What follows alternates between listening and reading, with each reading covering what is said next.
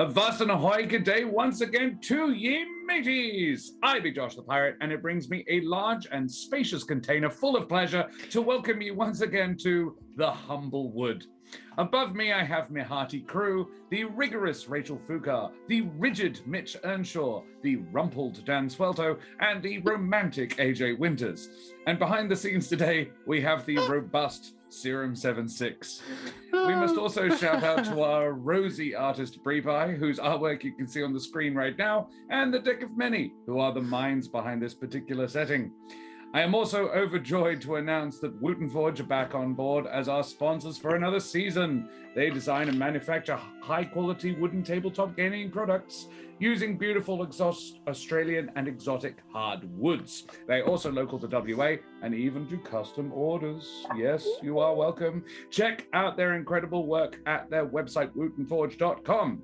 And because you're watching the stream right now, use promo code HUMBLE1 at the checkout for a sneaky little discount, you cheeky monkeys, you. Right, okay. What do you want from me? I'm trying to amp. Okay, let's do our introductions. Let's tell us who the fuck we are. Rachel, who the fuck are you?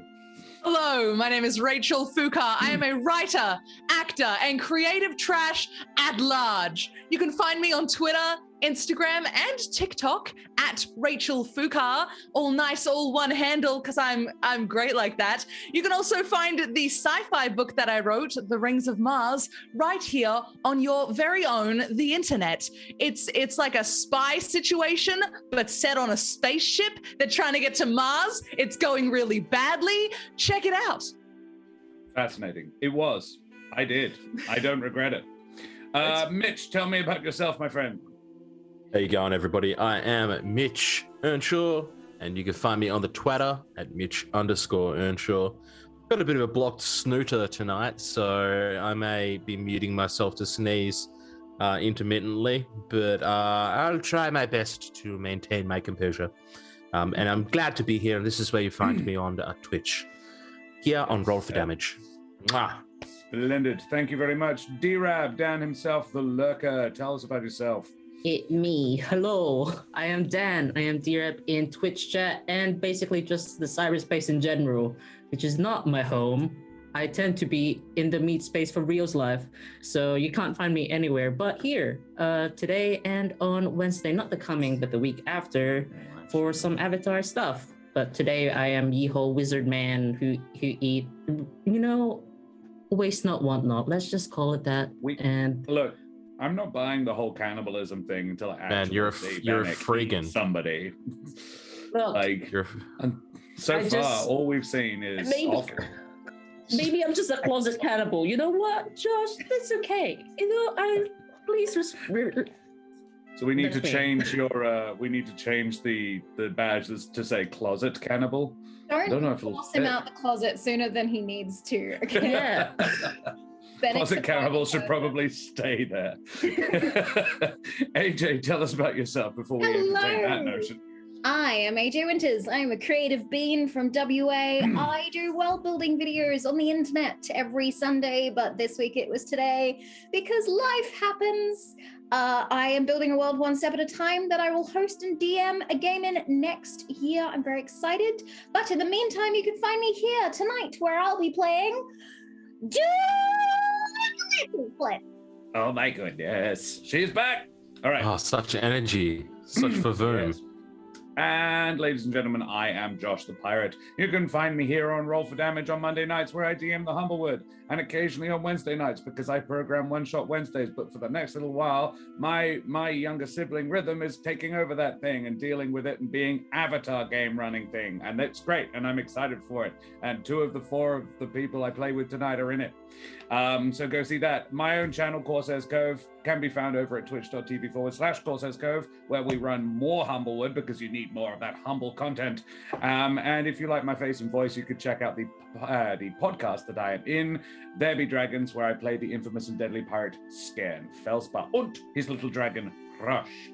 I am also one half of the comedy stand-up puppetry duo Pupperotica, which you can find at Fringe World if you are of the Perth-based persuasion. So I must also remind our chilled, refreshing, and possibly even temperate audience to please like, follow, and subscribe all the things. We have all the socials, and you can catch up on the episodes you missed on YouTube. That honestly is one of my favorite things every week, is coming up with new and weird things to call the audience that may or may not be flattering. Temperate was temperate. Yeah. Yeah. You don't know how to feel when you get called temperate. We have all the socials. You can catch up the episodes you missed on our YouTube. It's also worthy to note the Spellfire bottom down the Spellfire bottom. Yes, look out for that. That's what we've got on Corso's Can Cove. we please call that the Spellfire bottom? Nah, it's the Check out the Spellfire Spellfire bar. bar. The Spellfire bar at the bottom of the screen. I confused myself because I was thinking what I was going to do with my hands. Any donations, bits, and subs, all And good. your mind went to bottom. Sorry. It's at the bottom. I like the next word. All right, leave me alone. I don't like it here. Chat, they bully me. It goes to fill up, and hopefully you should fill it up today as well, just to get back at them from that. Wow. Yeah. And when it gets full, we roll on the deck of Menno's harrowing deck. And we love it when that happens, don't we, guys? We've done it 3 times now, and it was fine. All 3 times. It was really good and positive. 66% of the time, it went badly. It works 100% of the time.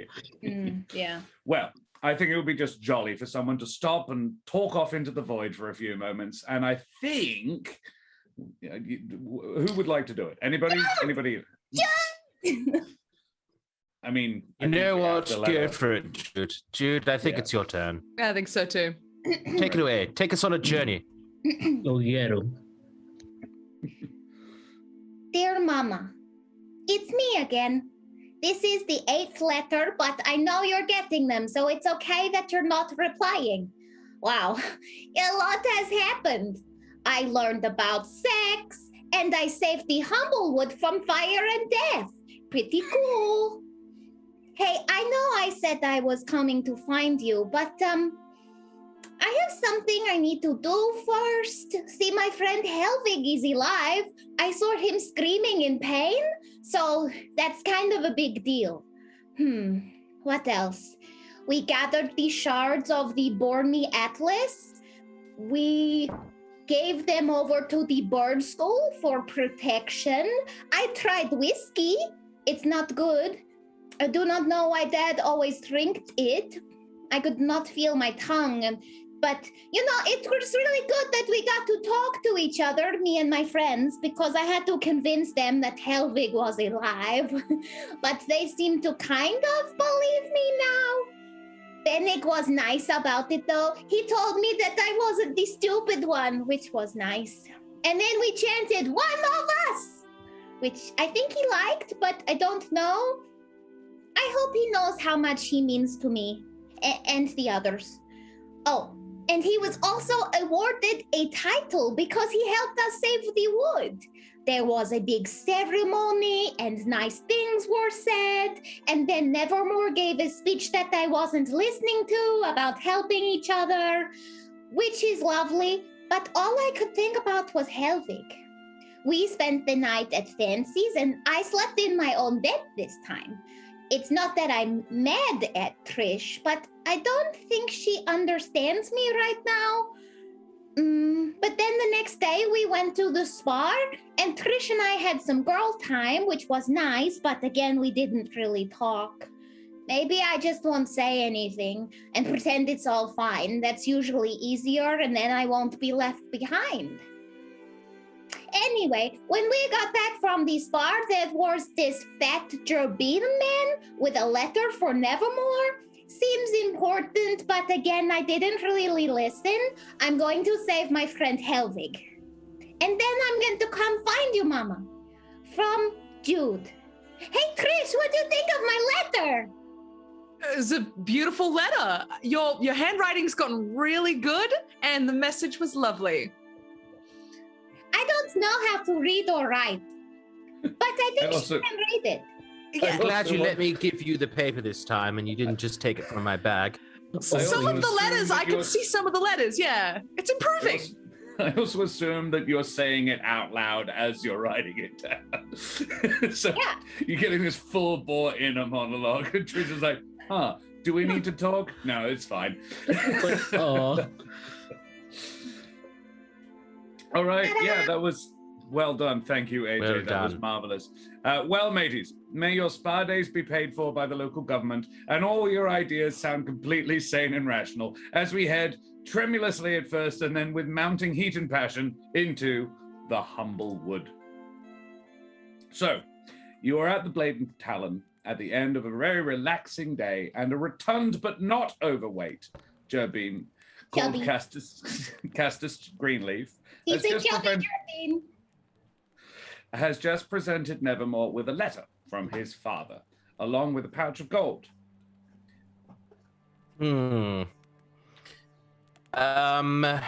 Okay. Can you at least just communicate to me how much we're talking about here, so I don't have to count it myself? I assume you've done that. I believe your father left you an estate to the sum of 1,500 gold pieces, sir. 1,500. Okay, you were about to say 100,000.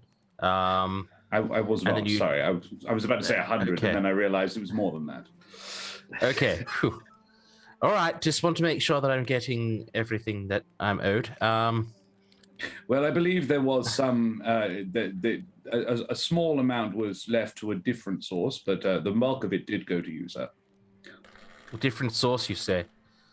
A relief fund for the rebuilding of Ashbarrow. Oh, well, that's nice. Okay, well, how about, and I'm going to go into the bag, and I'm going to take out 100 gold pieces, and I'll say add that to it as well. And yes, if you can, if you don't mind. I certainly can, sir. Yes, thank you. No. Yes. I mean, peasants need a roof over their head and all. And I will. Oddly do enough, I draw believe that's strings up. exactly what your father said.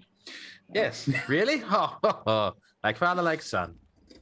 fancy, get us the whiskey. He said the P word again.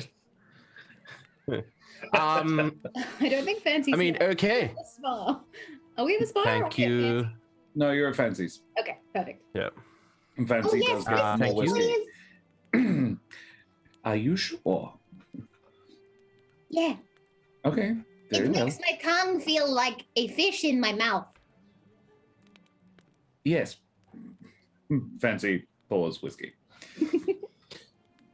All right. And she puts the whiskey in front of Nevermore and puts just a hand on your shoulder and just gives you a gentle squeeze and then withdraws.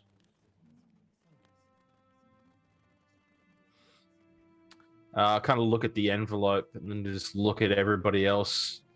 What are you guys doing? Like, what are the looks on your faces? Very awkward.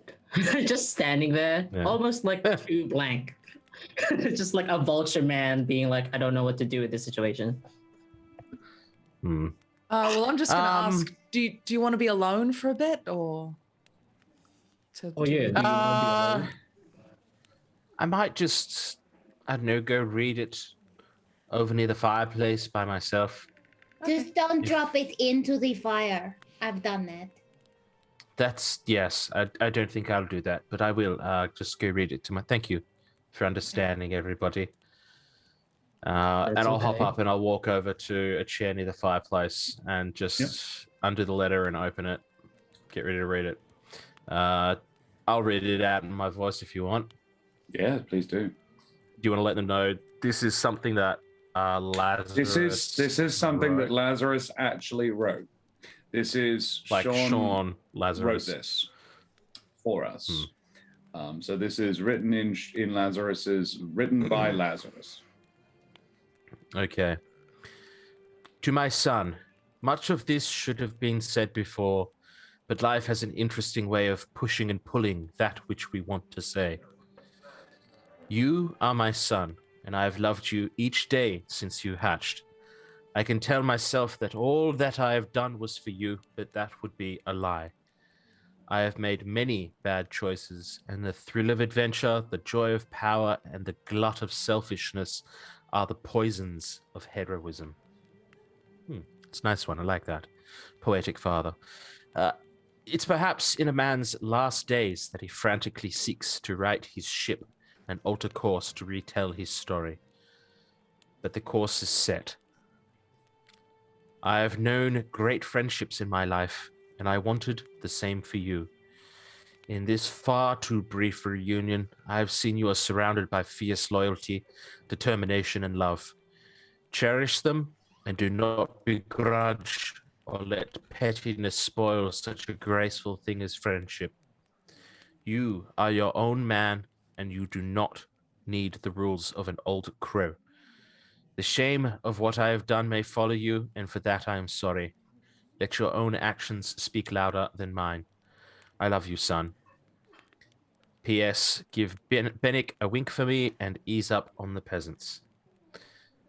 Just kind of lean back in the chair. I guess I've eased up on the peasants for you, Father. I did just give them extra money. I'm not used to doing that. Why did I do that? It's extra. I wonder if I can get that 100 gold back. Anyway. And I'll just hop up and I'll walk back over, fold the letter away and put it in my bag. All good. All good. Just a letter from my father saying he loved me and all that. And then I'll just walk around the table and I'll give each of you a hug.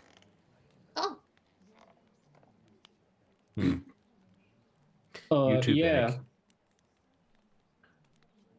Benneck. I hug back enthusiastically. Yeah, I'm it's like not. Trish hugs properly. Yeah. You're just And I'll extra just, fluffy from the spa day. Like And the whiskey. and the whiskey. And then I'll Actually, just Jude sit sort of down and be nuzzles quiet. into your feathers. I'll just sit Did down you and be wink at me? quiet. Probably sit beside you. Probably sit beside you, Jude, if you're nuzzling in. Put my arm around you, and then, yeah, I will wink at you. What's That's from that? Father, by the way, Benneck. That was from Father. Ugh. Did you know, Benneck, out of everybody, you got a special mention? Well, I don't know if I feel honored or. Oh, he said some Another really feeling. horrible things about. He said some horrible things about you. Oh yeah, Um, that seems right. Okay, yep. Yes, yes. This is exactly why I hugged you, right? Yeah. Everything makes sense now. Damn your father.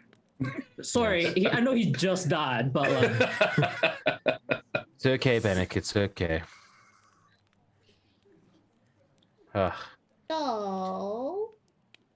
So, What now? I mean, what now? Good question.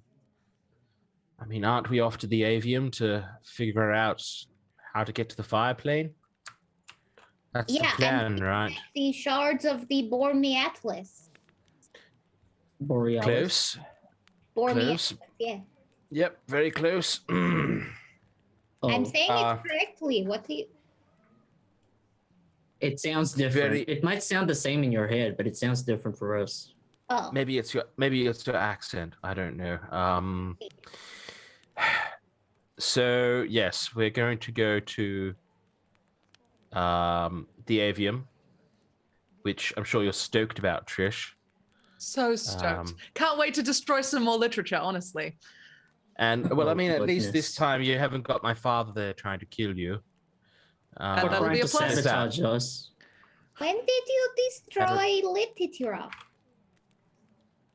It was an intimidation move. It was calculated, and I stand by it. It worked. I'm sure the scribes are having fun fixing it. Maybe. They looked like they But- needed something to do. I guess we should, while we're talking about the Avium, I guess we should talk about like what we should, find there.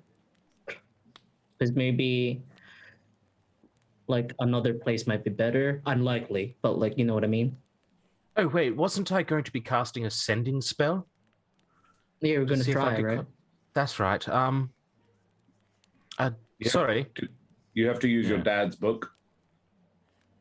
Yes, and then I will also Jude. Can I borrow this Helvig's quill, please? Oh, yeah. Okay. Thank you. Is it still hot? Yes. Just be careful. I got a blister from it. Oof. Yes. I will definitely be careful. Thank you for caring, Jude. And I'll be back momentarily. I'm just going to go up to the room for a bit more quiet. I need to cast a ritual spell. Cool. And I will part ways with them and go up to cast it. Sure. 25 words. Have a think about what you're going to say, and I'll let the others finish off this scene while you do that. Sure. Yeah. Is he Because okay? they can respond, right? Yeah. Theoretically. Yeah. Yeah. Is he okay? I haven't spent that much time with him, and you guys have, so. He seems all right. I mean, as all right as you can be, all things considered. Right, yeah. I don't know what it is like to lose a father that loves you, but I'm sure it's sad, right? Yeah. But he doesn't look sad. We just gotta give him some space, I think, but let him know that if he wants to talk, we're here. That's usually my strategy. Sounds like a good one, to be honest. So give him space, but remain close. Yes. Okay. Everyone deals with these things differently. Well, he was saying before, right? Like he wasn't sure why he was like not feeling grief, right? I think it was like something to do with his like dad being a hero in the end, or like what Ruffin said. Could be. Or could just be a delayed reaction.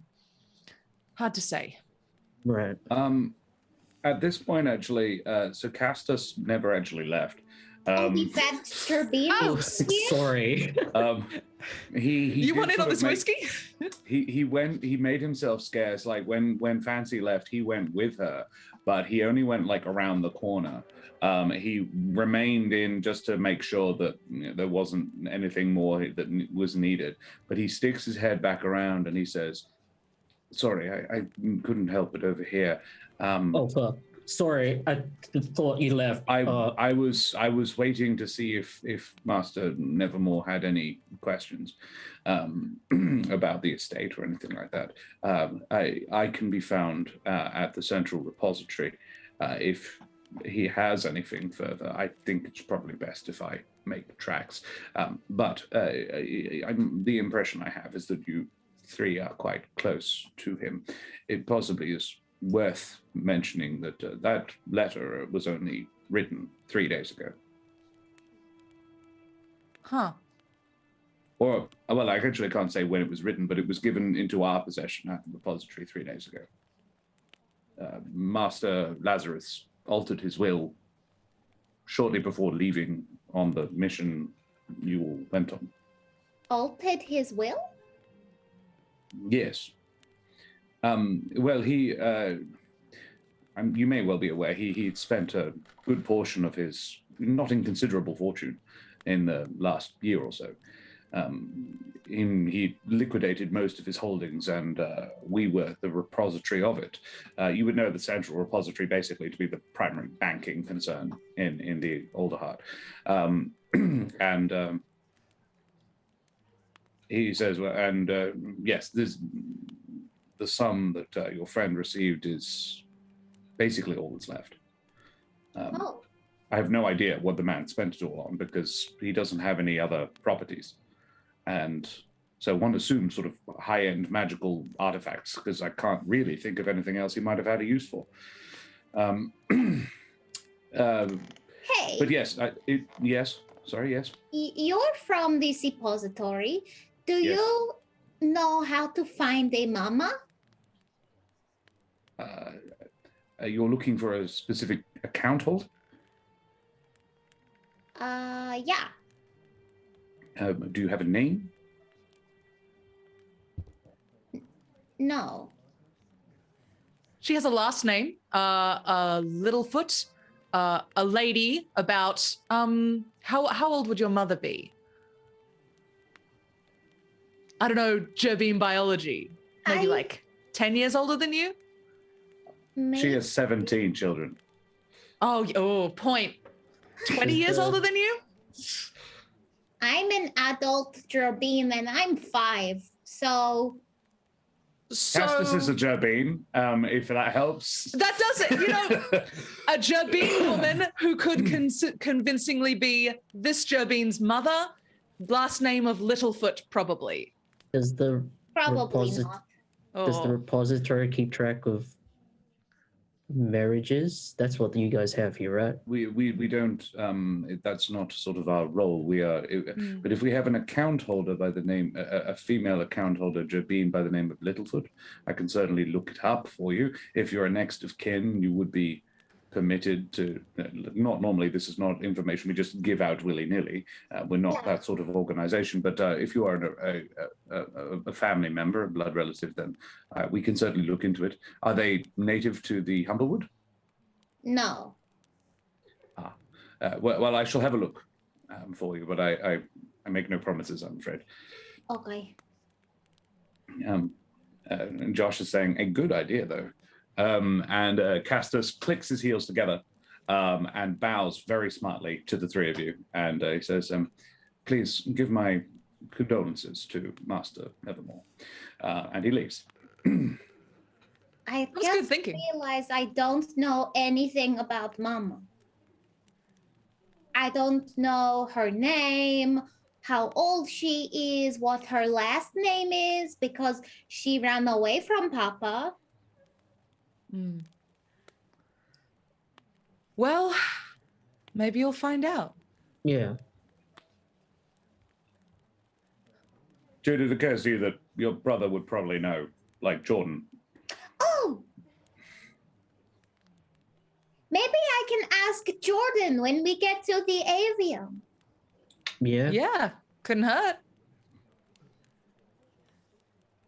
I can't look at another Gerbine man very well anymore. It doesn't feel right. Why was that? Well, the thing in Nevermore's eye gave me a lot of visions about Gerbine sex. Yeah. Like a lot. Okay, so anytime I look at a Gerbine man, I see a very sweaty, exhausted Gerbine man doing things to a Gerbine lady that I cannot describe because I've only seen it. I don't know the words for it. There's a lot of nuzzling. oh Ah. yeah, that sucks. I used to believe in love. That's still a thing. Yeah, hey. No, I don't want to touch another Gerbine man. No, not like that. Well, that's valid. Yeah, that's but- fine. Love is absolutely real. Yes, it's very real, Jude, and it doesn't need to involve touching at all. Mm-hmm. Oh. But love makes babies. That's what love making is, and that's love. And love is that. No? No. Mm, Making love and love are not the same thing necessarily. You can be in love and not make love, and you can make love without being in love. Okay. They don't have to be together. But making muffins is still muffins. Like, yeah, but like the blue in blueberry is not the same as the blue in the sky, but they're both blue. I don't know. Is that a good metaphor? You hear Fancy from the other side coming back in with the whiskey, going, "Oh, for heaven's sake!" why does everyone wuss about with this? And she's heard you having these conversations with Jude about this for I don't know, I ages. just don't know how to communicate it. Fancy, all right? She sits down, she takes Jude's hands very gently and says, to have a baby, you only have to do the things that you were shown. But it is a good idea to love the person you do it with. Because that way, the baby will probably be brought up by people who love each other, which is important. Oh Isn't no, it? now I'm thinking about Mama and Papa. Oh, Done! It's not as easy as it looks, is it? Yeah! You thought, oh, look, Trish with her stupid metaphors. It's not easy! I'm so But she sorry, at least Fancy, I don't know where that's coming understands from. now. Ah! They had 17 children. Oh, goodness. And they probably wow. had sex more times than that. No. Why? Because they Fun. liked each other. But can you love and have marriage and babies without You these can do at least, you can do the first two, but not the third. The third, unfortunately, is necessary for babies. No. You And can't that's make okay. babies, but you can like adopt. That's also true. What? It's like somebody else made them, but now you have to bring them into your own home just because of situations that might be different for them. If the parents died, for example, a young child may need new parents, so another pair adopt them. Oh. That's lovely. Yeah. It is nice, isn't it? But what if the male turbine wants the sex, but I don't want to give the sex? Then you stab. That is the perfect opportunity to stab, Jude. Stab away. Stab Oh. or be stabbed. Possibly, I don't disagree, but maybe warn the Gerbine male first. Oh, yeah. Say, get away or I'll stab. And if he doesn't get away, stab. Also, be clear that he is, in fact, actually wanting that. Like, I guess that's. say, that's hey, fair. are you trying to have the sex? Just be upfront If you about are, I I'm will not up for ask it. that. I will ask, hey, are you trying to have the sex? And if they Josh say is yes, so then I- excited for this. But it. Yes. if I'm in love with the Jarbine and I don't want to give the sexes, Same thing. That's still okay. dead? Okay. No, wouldn't. Not still. I mean, stab. like, they probably don't deserve I your mean, love well, anyway. no. If you love him or her, What? well, it's possible for a girl to love another girl. Huh. You don't have that feelings, do you? I have not thought about that. Fair enough. It's also relevant that you did not have that in your head. No, Like, I did not. Irelef did not give you the ins and outs of how that works. Here's the important points, Jude. If someone's doing something you don't want them to do, you say, stop that, I'm not into it. And if they don't stop that, then you stab. You gotta warn them, but then if they don't stop, then you stab. Yes, it's polite to warn before you stab. Yeah. Yep. Right. Mhm. Okay. Regardless of whether or not you like the person. Okay. Also, I it's just a know. chance for them to, collect themselves in case they just like. It helps an as well idiot. if one of you has misunderstood the situation. I have a lot to think about. Love, babies, adopting, female Jarbines. Okay. Fancy gets up, pours herself a big whiskey, and leaves. And gives Trish a look of, I take your point, but also just be honest with the girl, right? We did it. You get a sort of a solidarity, like, I think we may have gotten there. Progress was made today, yes. Nevermore. That was fun. There you are, Holly. That's what that looks like. Jude learning that maybe she doesn't want sex. Jude and AJ are very different people. All right, Nevermore. Don't put her on blast like this. So Nevermore, what does the sending ritual look like? Honestly, I put the book out from my father. I placed the quill very gently somewhere that it's not going to light something on fire, but within reach, so I can kind of place my hand near it. And then I'm just going to, in my talons and my other hand, I'm just going to rub some fine copper wire while I cast the spell. Very well. And I will say the following, because it's 25 words. Yes. Helvig, are you alive? We are looking for ways to rescue you. Is this a bad idea? You can respond to this. Jude says hi. Love it. Cool. So, because of the exact wording of the spell rules as written, I'm going to need Ardana. Hey, Ardana, nice to see you. Could you roll me 1d100 in chat? And Dan, pick highs or lows, please. High's good or low's good? It doesn't matter. It depends on what I pick. Highs, I guess. I don't want to look at chat before Ardana rolls. It is Ardana, exclamation mark, roll space 100. So, sorry, you said highs? Yes, I did. Very well. 74. Oh, that's fine. that's good. That's great. It's fine. That's Good work. plenty. That's good. You do not get a response, but you do get that the message was heard or received.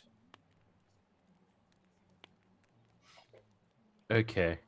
No response, but it was received. Presumably by Helvig. It couldn't go anywhere else. Correct. You have a piece of him. You knew him well. You know exactly what he Yeah. looks like. It would be impossible to missend this. So it has gotten there. It just hasn't. He has not messaged back. All right. Well, that's news. I'll gather my stuff, the quill, and I'll make my way back down to the table. All right. I've cast the spell, everybody, and it reached what I presume to be Helvig. The spell was cast out to Helvig. There's no reason to assume it wasn't Helvig that received it, but I did not get a reply. And I did mention in the message that they could reply. Also, I said hello from you, Jude. I think that Helvig is being tortured. Oh, shit. What makes you think that? Because when I saw him, he was screaming in pain and saying, no, no, no, no, no. He did a lot of screaming, though, in fairness. Not when we knew him. Oh, it was more complaining than screaming. He never Yes. complained. I can't contribute. I don't know him.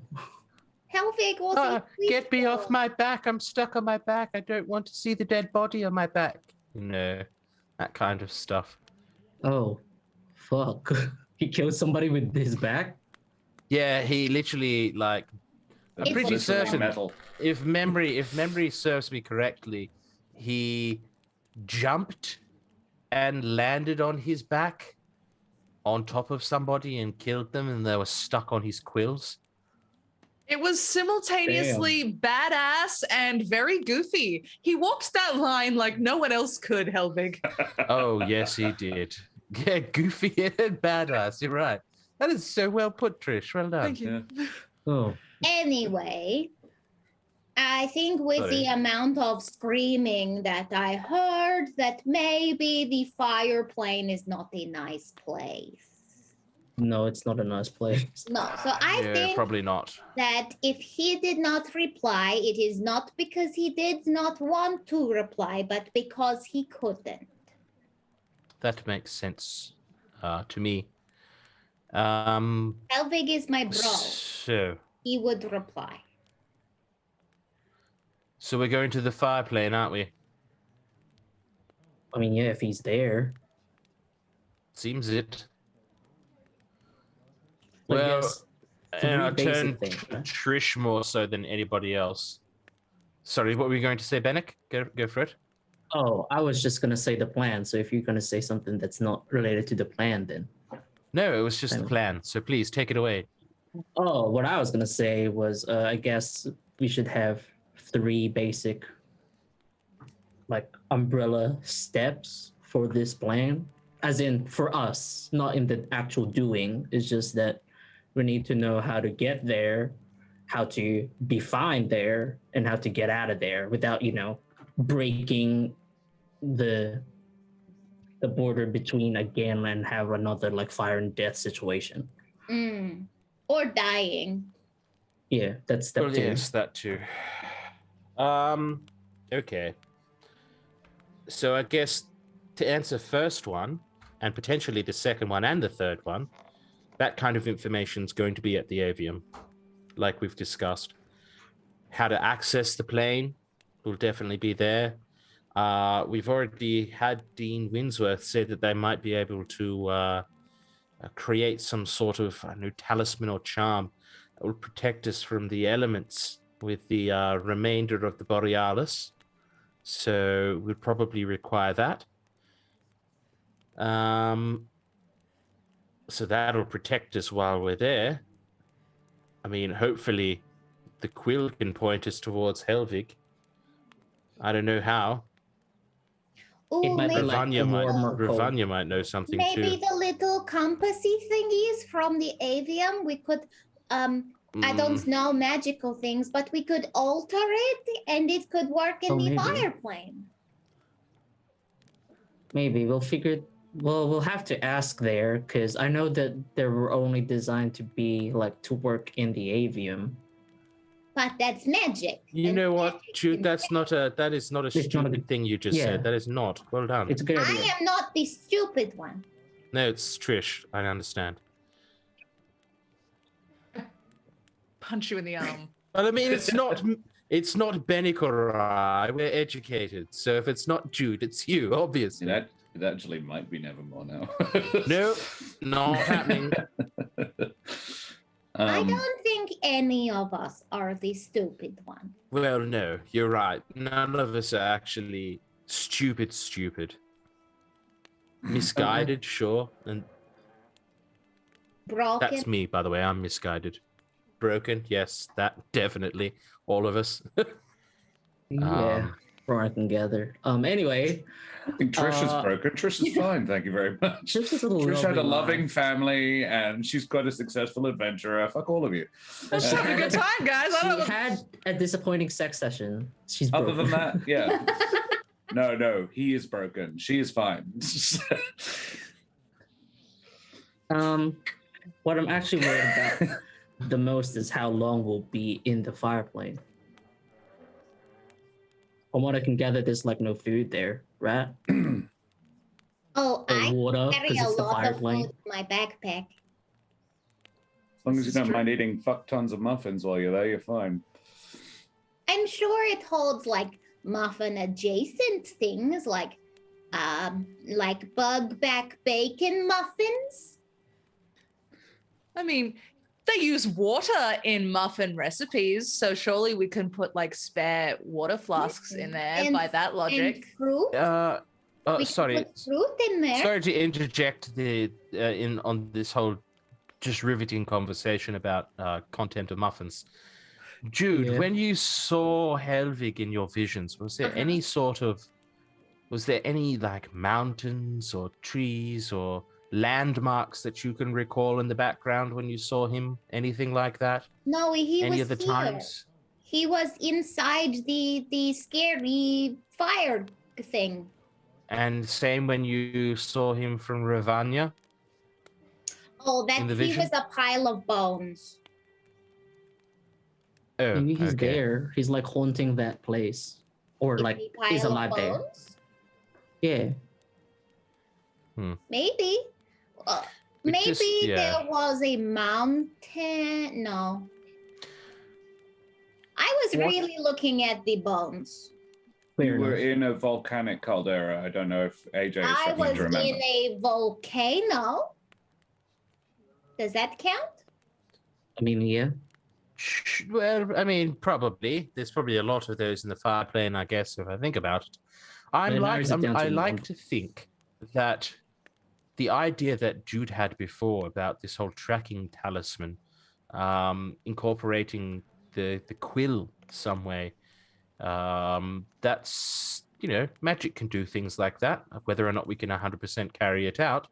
But at the very least, I'd like to think that the quill is almost like a way of ensuring that we can get closer to him when we make our way into the fire plane, through proximity in Maybe- some way. I'm Maybe sure the there's quill can be the pointy thing. correct. That's At this point, because you guys are having this conversation now, I'm just going to sort of shuffle things around a little bit in world. sure. A tired looking Dean Winsworth opens the door to the Blade and Talon, and comes around into the dining area, overburdened with. He's got a whole pack of scrolls under one arm, and and a sort of a haversack on his back full of other stuff. And he's like, "Oh, hello, yeah." Oh Splendid. shit! How are I you just all? run to help. Oh, thank you. Yeah, splendid, marvelous. There we are. Ah, good. Thank you, Benneck. Yeah, no, that's Well. all right, Dean. How are you all? Had a nice day? Pleasant relaxations? I'm drinking whiskey. Ah, splendid. Good. I'm actually fancy. And she was like, I'll run out at this rate. And her voice is slightly slurred. Fancy. You're a Ponce, bad big- influence, Jude. a big one down in front of Dean Winsworth. He says, "So splendid. Have we any further thoughts on your tasks? Somebody else talk. Because I've got some." Our main new idea is you remember the Avium badge compass thing, Dean? Yes. Is it possible to if we have something of Helvig's, to use it to track him in the fireplane? Is that possible? Gosh. I should think you'll have to talk to Minkus about that. Yes, Professor Varus. Sorry, Professor Varus. He wouldn't like me calling him Minkus in front of students. No. Yes. And Minkus Varus is the enchantment professor, who would actually be Jordan's teacher. He would say, I can't think of any reason why that wouldn't work. It would just depend on how you did it. No, splendid idea. Jolly good. Well done. We may have to break the spine. Is that all right? I mean, good be fine. luck. Yeah, It it's not occurs to me, silver, right? actually, it's not, no. But it occurs to me, actually, that it's still hot, isn't it? Is it? That heat must be yes, coming yeah. from somewhere. Which means it's got a link to the chap you're looking for. Logically. Can we teleport into the spine? No. That seems like a very bad idea. In a word. Can we manifest the heat and the fireplace What? from the spine? Manifest. You could possibly follow it's sort of like a trail of breadcrumbs. If you there is a link between the spine and your friend, and there is a sort of a wibbly wobbly line connecting the two. You could theoretically follow the line. Wibbly wobbly line. Yes, magical line back. Sounds kind of like that tether that you saw from your brother running to that creature. Little bit. Yeah. Yes. Similar to that. Okay. Yes. So you're saying that that's going to be something we're going to be able to follow. You might be able to. We'll have to talk to Might be Marcus. able to. Wait. Okay. Beautiful. Wait. When I saw the tether, I was doing magic. Yes. Maybe I do magic now and I see the tether on the spine. You are welcome to try. I will try. It's probably just going to disappear because Helvig's not on this plane of existence. You What? don't know. You don't know. I mean, you're right. He could be next door. Neither do I. What exactly are you doing, Jude? So I believe it was that detect I evil and cast good. Detect good and evil, yeah. Yeah. So I'm going And to cast that spell. read me the wording of that spell, please.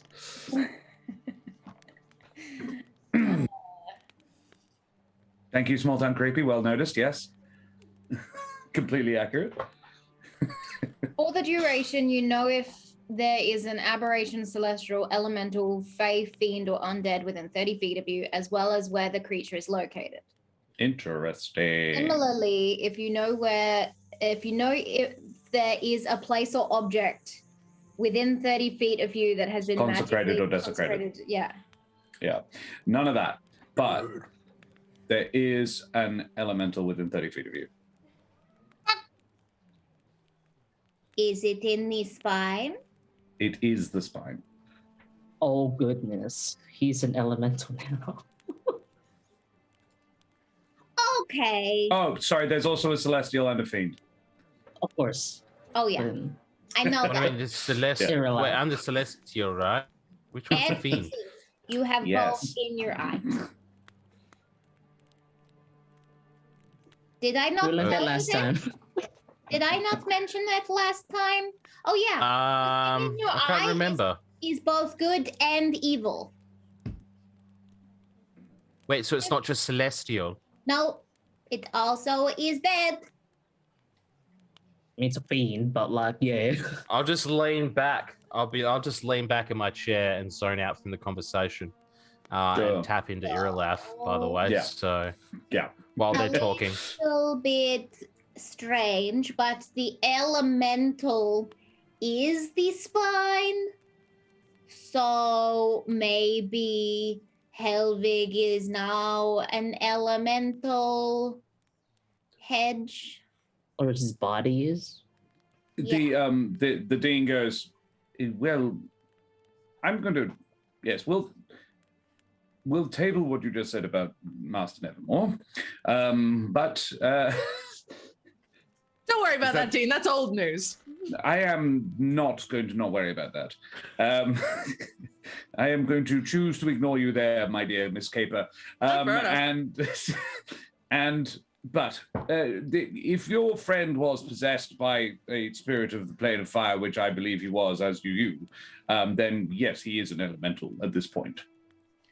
Oh, We could possibly reverse that process. I believe that is what we're endeavoring to do. yeah. But currently, to survive really long term on the plane of fire without any real support magic like what we're doing, yes, he would have to be. Oh.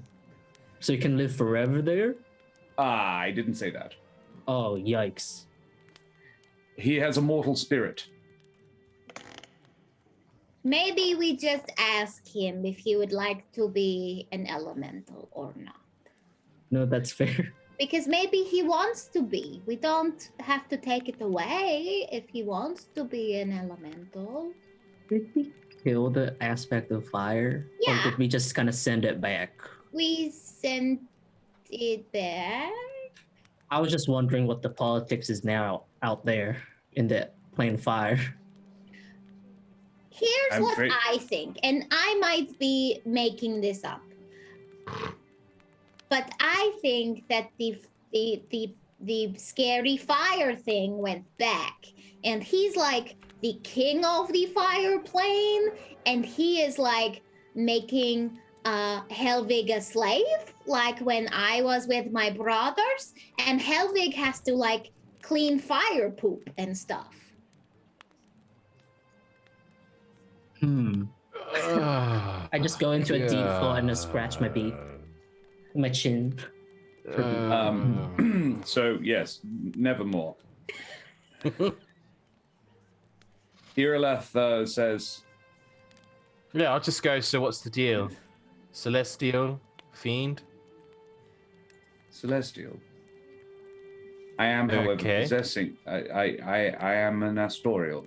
In fact, I want to be very clear. What she says is, I am an Astorial. I am possessing you.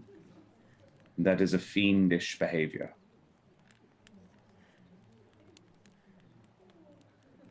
Possessing me. As in, like, you're taking space in my head right now, as we've already discussed. Yes. Okay. You know, there seems to be a lot of people that are concerned about you in terms of what you're doing to me, the effect you're having on me. I can't argue with that. Fair? And they are. I mean, I right to be personally, concerned. I I'm don't not like it all either. that concerned. Yeah. I'm not really all that concerned, to be honest. I feel like we've discussed what's going on. I'll Alright, be out cool, as soon thank as you. I can. Yes. Yes, we'll work on that. Trish, he's doing that thing where he stares into the distance and he talks to the thing in his eye. Yeah. No, I heard but is that- I heard your absolutely ridiculous comment before. That's just like talking to the void. It is not ridiculous. Helvig is cleaning up fire poop and doing things he doesn't want to do. Let's regroup, guys, okay? Back to Benneck's three-pronged idea plan, because it was good. We need to figure out please. how to get there. We need to figure out how to get to Helvig, and we need to figure out how to get back. But I want to add a fourth prong, Alright. a very important concern. How do we make sure we don't kick off the fire and death again? Because we're messing with dangerous stuff, and I don't want to be starting up all that bullshit again. Okay, It's I'm going to important. interject. I'm going to interject. Because Irilaf wasn't done talking. Why? Sorry. Oops. That's why I had my finger up. I was like, all good, just, yeah. Irilaf would say, your friend's point about, your friend Helvig, he is possessed. He's not a slave. He was possessed by the element, the aspect of fire. That's what was going on there. From what I could see, it was using him as a vessel. So when you slew it dragged him back to the plane of fire. But in slaying it, you also slew him. It was his mortal form you killed. Wait, so Helvig is dead? You killed him. You had to kill the aspect. It had linked his form, it had linked its form with his. You drove them both back to the plane of fire by slaying it. You can't kill an elemental, you can only drive it back. Ah, so Helvig's been driven back to the plane of fire then, as well. Yes. Yes. But he's dead. But he's also alive, in a Physically, way. yes, his spirit is still apparently manifest. The fact that it is impressive. I wouldn't have credited it, but you've seen some pretty compelling evidence, and you just did a spell that proved it. All right. Thank you Otherwise, for the you wouldn't have had a information. response. You're welcome. I am trying to help. I know. Thank you. And then the dean, outside of Nevermore's head, says, yes, well, yes, valid, yes, good, yes, Miss Caper. Not starting fire and death, good plan, like it. So, I had a thought about that. I've had a thought about a few of your prongs. Good, thank God. So, and I'm pretty confident that we can build a few useful things out of these shards of yours.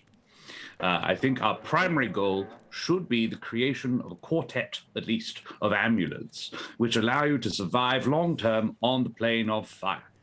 This will involve combining 2 of these shards, and one of each, and he holds up two, a white and a red in his claws. And if we can blend them together, their combined effect should insulate you from the worst of the effects of the plane. The trick is, and he tries to put them together, and it's not physically possible. You need a third thing. You need a third component. They are opposites. They're antitheses. Combining them would create something really quite special. But you need a third thing. And he looks at, he does look at all 4 of you, but he looks mostly at Nevermore and Benneck and says, have you ever heard of Halversite? Have I heard of Halversite? You are welcome to roll a history or arcana to determine whether or not you have heard of a Halversite. Can I roll a history or You are welcome to roll. It would for you definitely be arcana, Jude. There is nothing historically that means you would have encountered this shit I before. was going to Minus ask for advantage, but it 2. didn't matter. I'm going to say to the 15 out Dean, of 16. Dean, I've heard of Halversite. I rolled a splendid. 0. No, I'm fucking with you. Marvelous.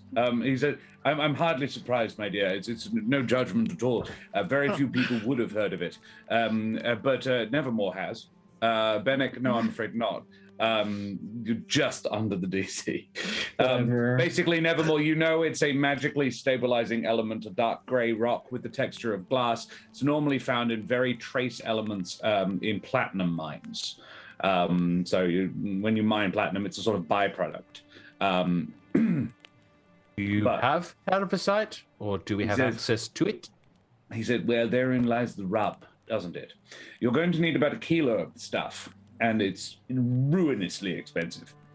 Mostly because there's only one mine within 2,000 kilometers that has any in it, anywhere nearby, and that one closed about 3 years ago because of, drumroll please, bandit attacks. Those dumb bandits. Oh, ruining everything. Not the sort of thing you need much of in the normal course of things anyway, fortunately, and we've been able to get by the last few years with imports and what we had stored. But your needs are here quite a bit greater, I'm afraid. Fortunately... Whereabouts is this mine? Yeah, sorry, you go. I fancy you should have a bit of a journey out to the mine and pick some up yourself. It's 5 days east of here. Actually, pretty much on a straight line between the Avium is pretty much on the way. It's a couple of days out from the Avium, up in the foothills of the crest, but the southern end of the range. Oh, nice. So rather neat. And look, well, we can all teleport back. Wait, teleport back to the Avium, you mean? Yes, it would save us a whole bit of time. Well, absolutely. That would be amazing if we could set out from the Avium. Yes, shave 3 days off the journey straight up. I was going to teleport out tomorrow. You're welcome to come with me. Yes. I had been thinking I might give the call an early semester break. I thought, well, everybody's in a rather celebratory mood at the moment, and some of the students probably want to go back home and see their families and make sure they're all right, and probably help rebuild do a and bit all of that, rebuilding. Yes, exactly. Yes. That's sort of the whole point of a lot of them being studying, studenting, that sort of business. So I thought it might be nice, give them a bit of an extra long break to celebrate and all that.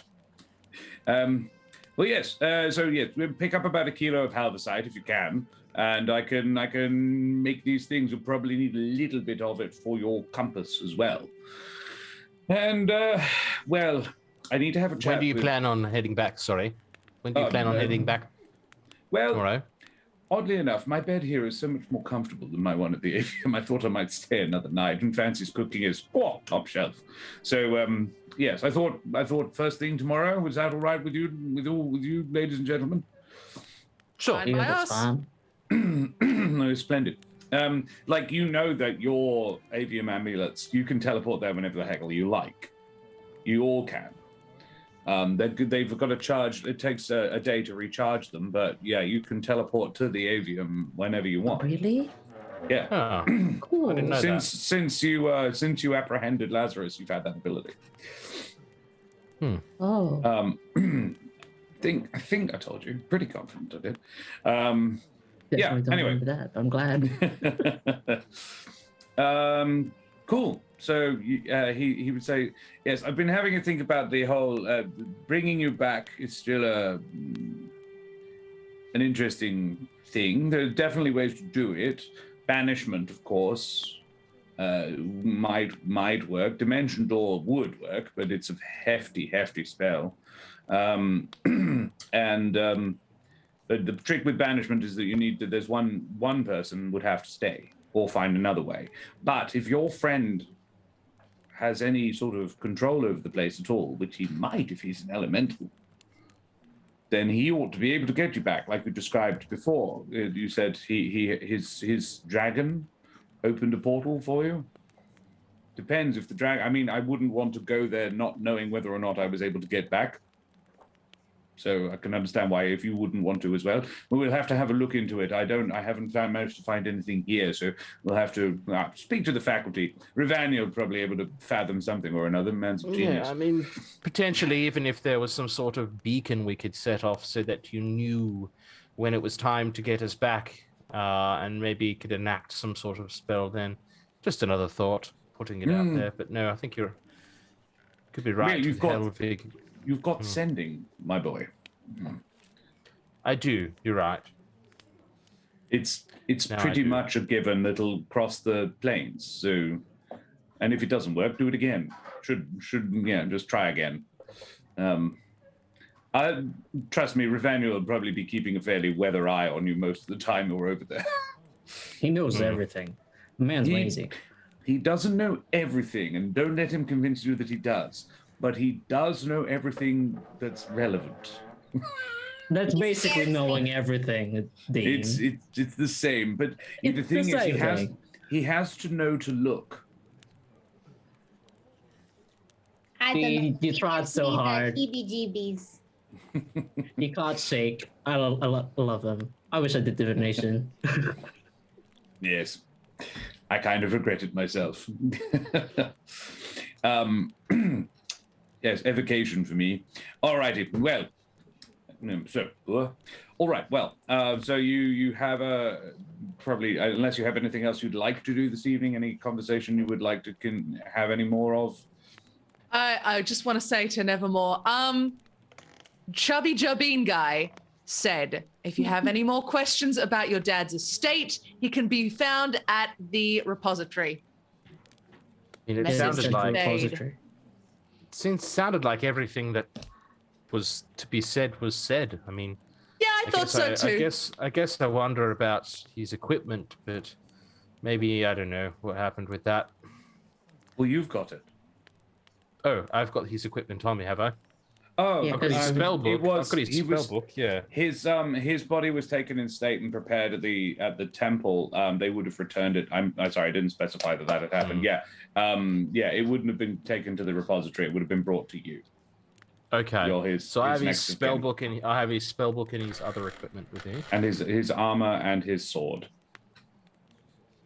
Interesting.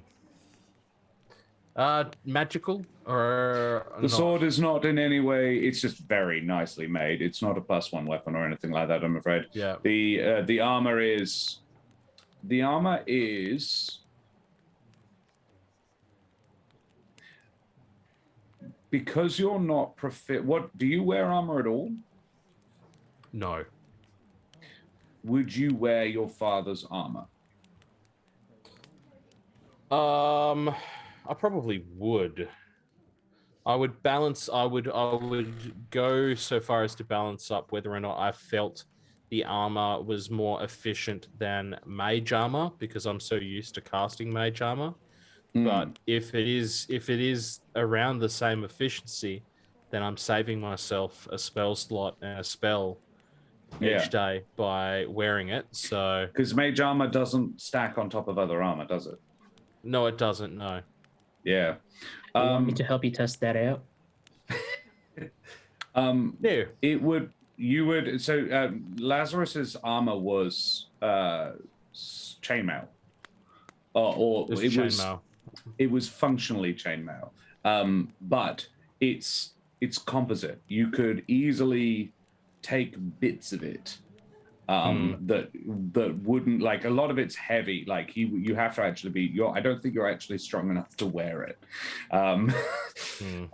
Because I believe there is a sort of minimum strength requirement for chainmail. But I would say you would be able to increase your base AC by 2. With elements of your father's armor. Yeah, you can turn it into potentially have it altered into a chain shirt. Which is a light armor equivalent. Yeah, and that is. I'm not sure if you're proficient 13, with light armor. Actually, are you? Oh no, chain you're... shirt's medium armor. Oh. Yes, it is. Look, I probably would. I honestly, just like to save any further conversation, I probably would not wear it, because that's just not how Nevermore rolls. Fair enough. It would get folded up and stored away somewhere. In fact, I probably might even ask Fancy if she can store it for me for now. Oh, sure. Yeah, she would not have a problem with doing that at all. Or I could take it back to the suppository, as Jude called it, and ask for them to store it. Yes. I made a note of how much. His chainmail is chainmail. highly personalized and worth 200 gold, and his sword is also not magical, but it is another 200 gold pieces worth. It's really nice. There's also a well-made short sword and a light crossbow. Wonderful. Was all of his adventuring gear. Yeah. Alrighty. And you have all of that, but yeah, it can be. I'll happily say that Castus would take it away with him if you weren't going to keep it, he would have. Yeah, if Castus could store it, that would be amazing. Yeah. Yeah. Cool. So you have 1,400 gold pieces more than you had before, and you don't have to carry around your dad's shit. Cool. Wonderful.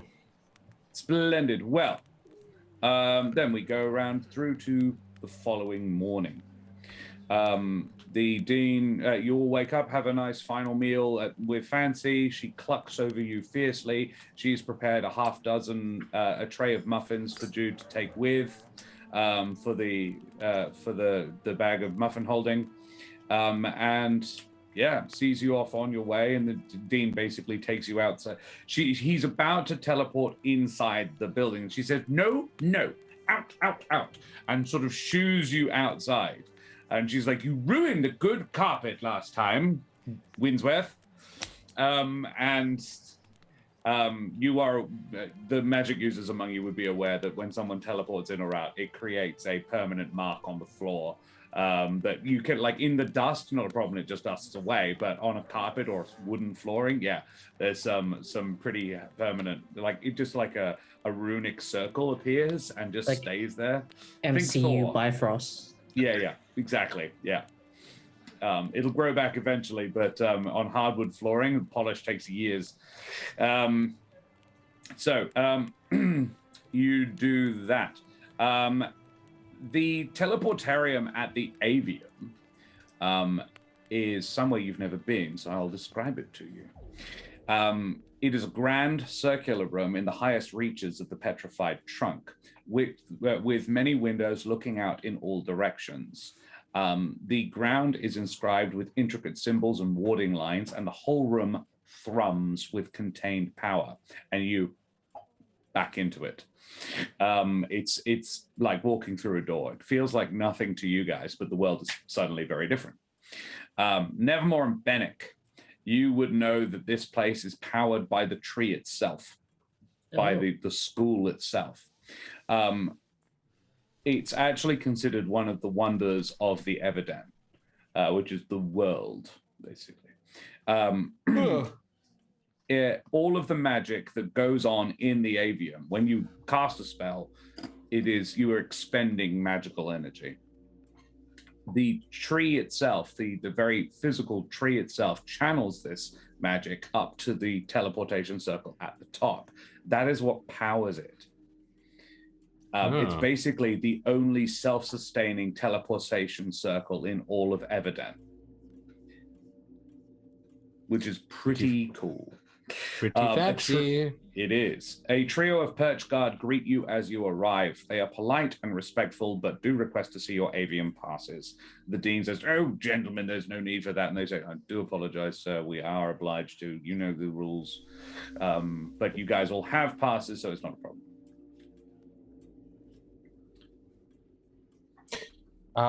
All right. Yes.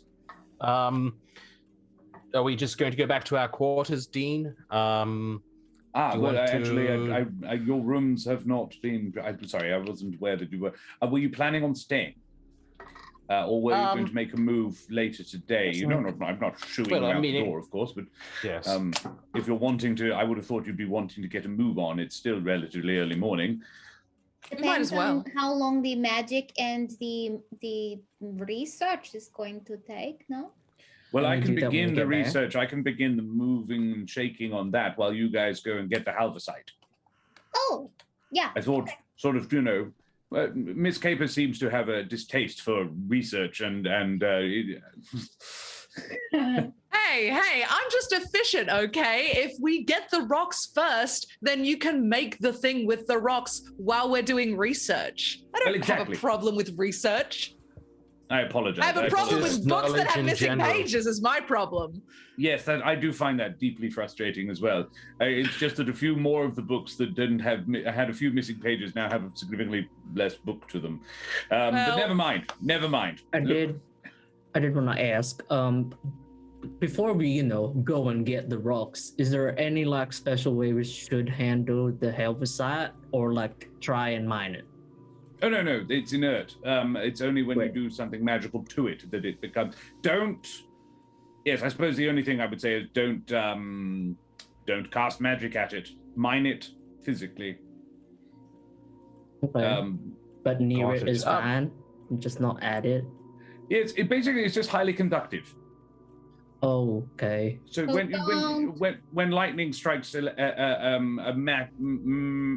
metal object, similar deal. Basically, it will conduct any magic you cast at or near it in a particular direction.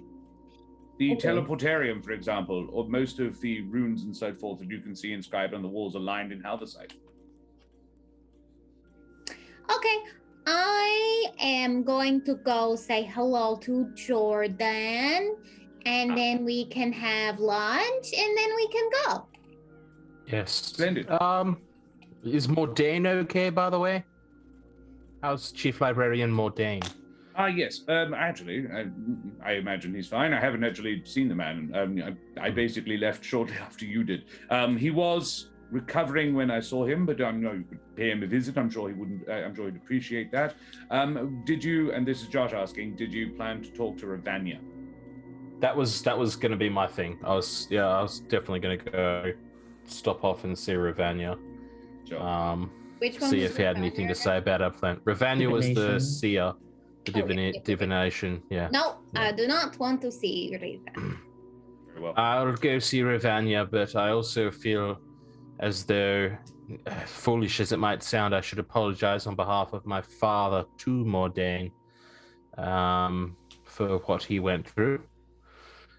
I know it's not my place to do so, but No, I understand. I believe he has returned to his duties. He's on light duties, but stopping him is almost impossible.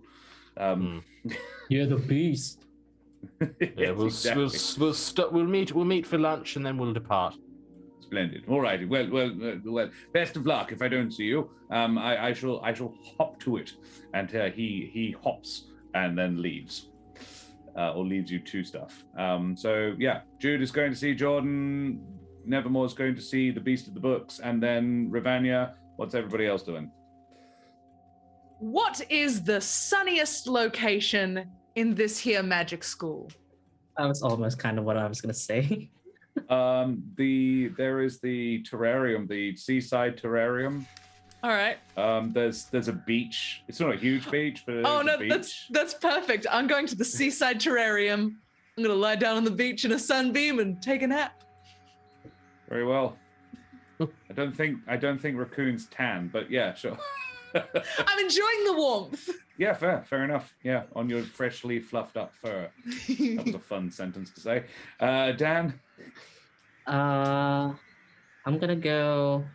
Well, I don't know. Do I know the class is enough? I want to go somewhere quieter. Yeah. But maybe like nature-y, like if the forest, Well, there's there's no the forest classes in the terrarium. forest terrarium. Yeah. It's a big area. There's almost certainly a class going on in there, but it's easy enough to avoid them. It's a big thing. Yeah, I'd Like go it's- there. And 400 meters wide. It's eminently possible to avoid people. Not and much relax. And by relaxing, I mean practicing. forest. Sure. Practicing what? Practicing magic. Dagger, just weapon stuff. Slicey slice with your new laser sword? Yeah. Sure. I'd say Very well, you do that. Roll me a dagger attack, Benneck. Dagger time. 17. Cool. Yeah, you do a pretty good practice session. Nothing special happens. If you critted, I would have given you a thing, but yeah, just a thing. Cool. Alrighty, Jude, you go to talk to Jordan. Brace Jordan myself Littlefoot. for this one. Yeah, it leads you unerringly to one of the upper classrooms. Actually, it's in one of the orbiting towers, yeah, you get there. The class is in mid-session. The teacher is a Mapatch. I see. You do that. Make me a stealth check. Yeah. Jude is stealthy. Jude is going to stealth. Stealthy, stealthy. 11. Not as awful as it usually is, actually. Well done. Okay, cool. So I'm going to use my D6 bonus. very well. Thank you, whoever gave that to Jude. 16. Nice. All right, I'll allow it. Yeah, the class is in full swing. It is it's actually this is a like a stone tower, like a tiny fortress, basically, like little fortress tower, and around it's circular. You go inside, you sort of creak open the door, but it's pretty loud inside. There's a lot of banging and clashing.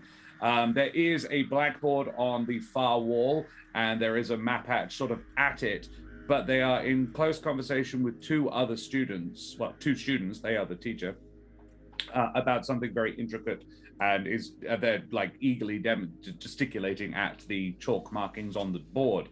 There is, however, 4 fireplaces around the circle of around the edge of the room, which are actually forges, small forges, and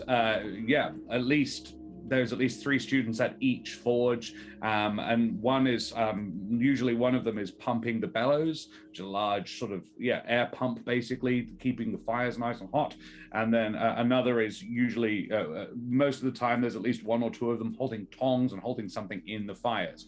A couple of them, there is also one of them working with a small hammer on something small held in the tongs on a anvil. That's the word I was looking for. And you see with his back to you, a small Jabin boy is doing this. He's smithing. He's got a little pair of tongs in one hand and a tiny, by everybody else's measure, a blacksmith's hammer. And his sleeves are rolled up.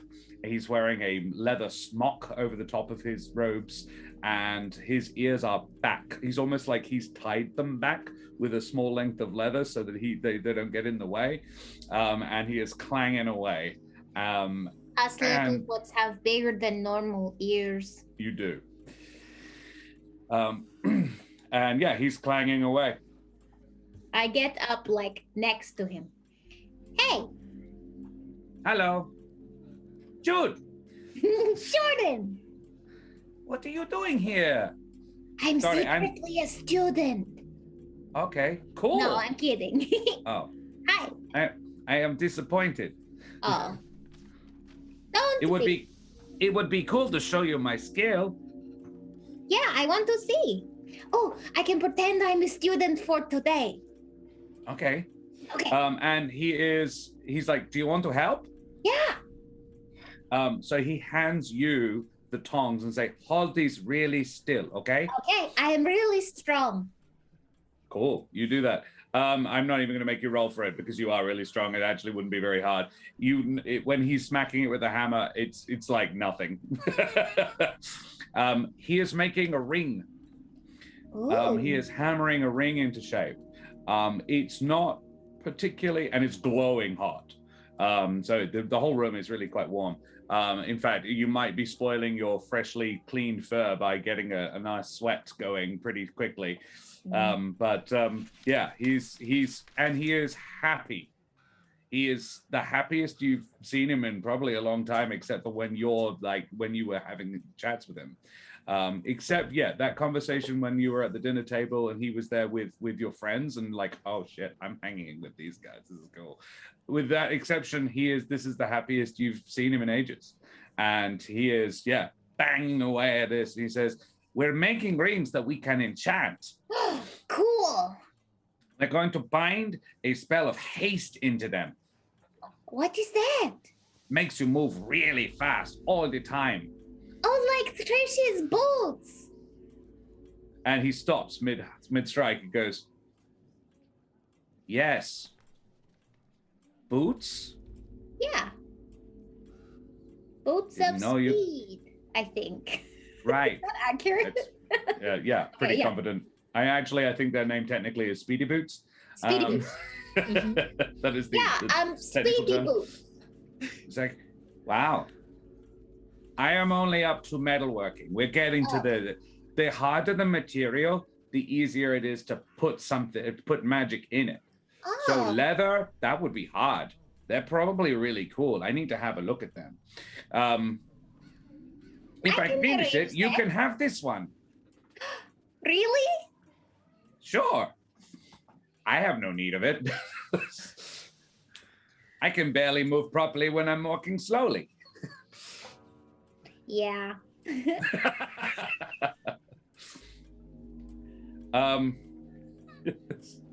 So yeah, do you want to do anything while you're like he'd happily just continue nattering away about what he's doing. He's like, oh, he would go, oh, good job with the fire and death. Oh, thank you. Yeah, we got a big ceremony and like everyone thanked us. It was really nice. That's cool. It was scary though, and my friend Helvig is still alive and he was screaming in pain. So like, not great, but yeah, now we're going to find him. Jordan's eyes, like, throughout that have gotten wider and wider and wider while the pupils get smaller and smaller and smaller. And his hammer has just forgotten to come down. As he says, Helvig is still alive? Yeah. I thought you worked out he wasn't. No, I thought he was, and then my friends told me he wasn't, and then Rivanya showed me something horrible where he was dead. But then when we fought this fire creature and we killed the fire creature, Helvig was inside of it and he was like screaming in pain, and then he got like a shard in him, and then he got sucked back into the fire plane, and now I have this spine of his and it's still hot to touch because he's in the fire plane.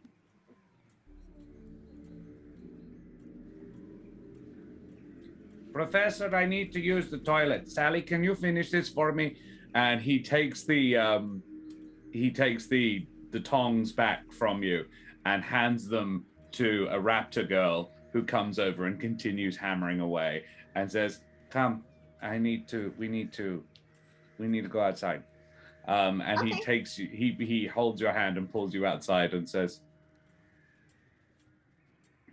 "Are you okay?"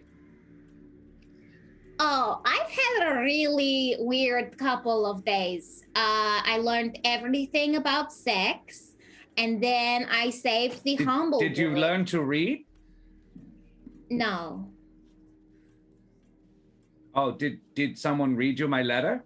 Yeah, and then Trish told me this story about what sex is, but it wasn't really that good of a story, and then I was confused for like a few days, and then the celestial thing in Nevermore's eye played me like a moving picture of what sex is with a male gerbine, but like really, really intensive and all of the details, and I didn't really want to know them, but now I do, and yeah. Cool. Yeah. Anyway, so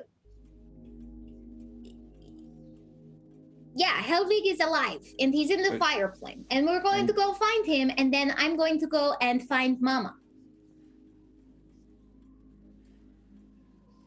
Okay.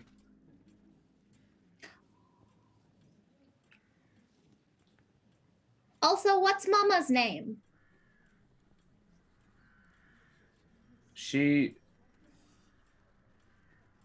Jessica. Jessica. Oh.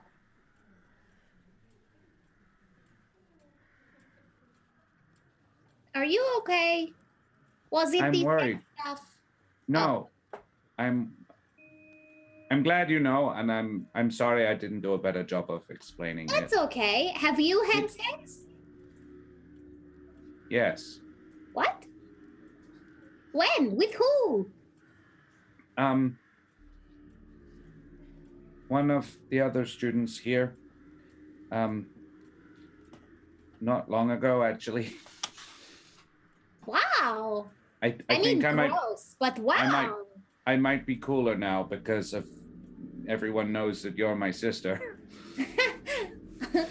And that gave you the sex?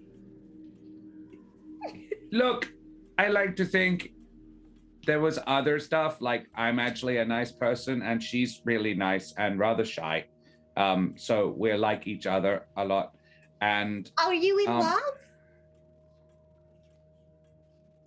Because my friends tell me that you cannot have the sex if you're not in love. No, you can. You can? Yeah. You maybe shouldn't have the sex unless you like the person a lot or are in love, but there's levels. Okay. Like there's liking someone like a friend. Like you can love a friend, but then love them. You make me do this all the freaking. I really like. Her name's Mary. Mary. What? What's wrong with Mary? How old is Mary? Is she 4? No. She's 6. How old was the Mary we met? That's Mary. Thank fuck. 3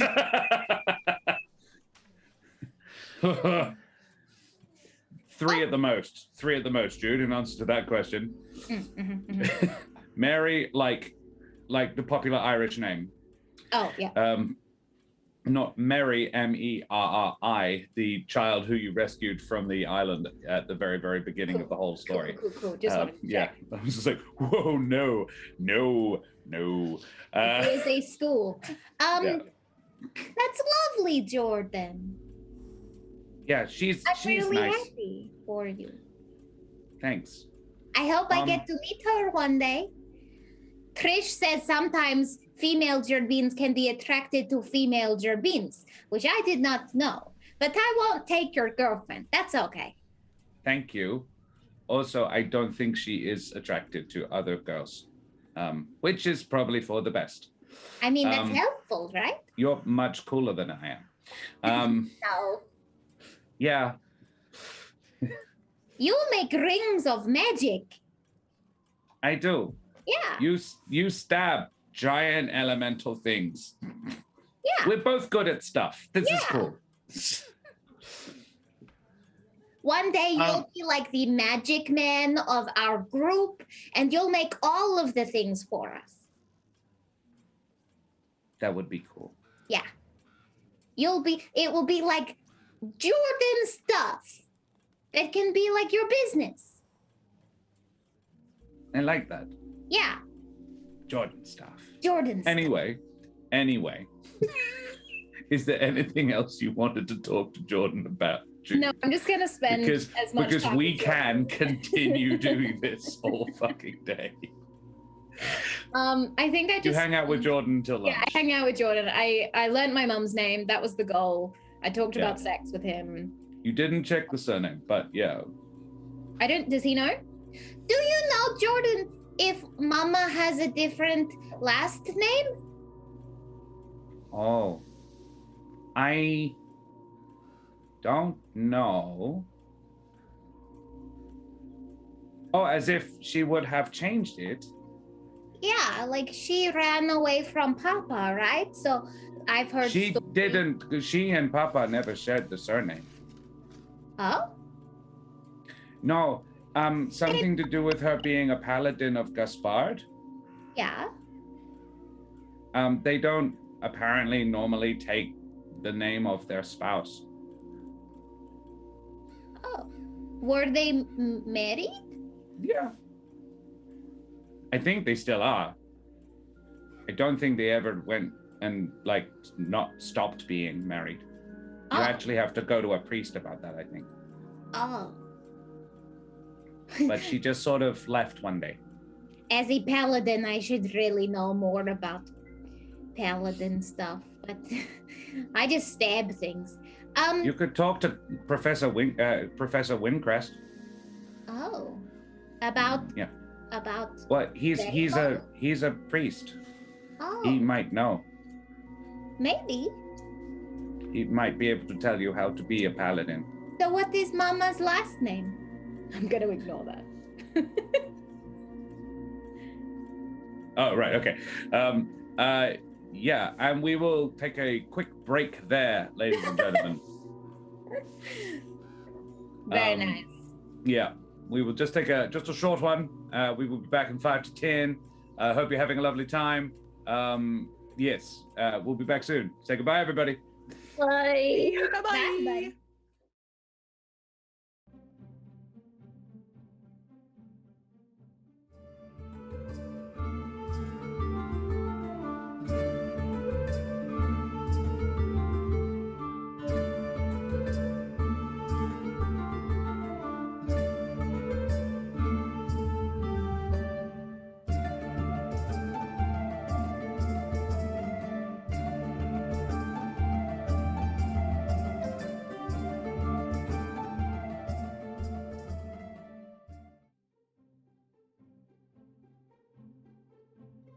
Avast and ahoy and g'day once again to ye mateys. We be back with the answer to your burning question. Jude's mother's name is Jessica Smallbarrow.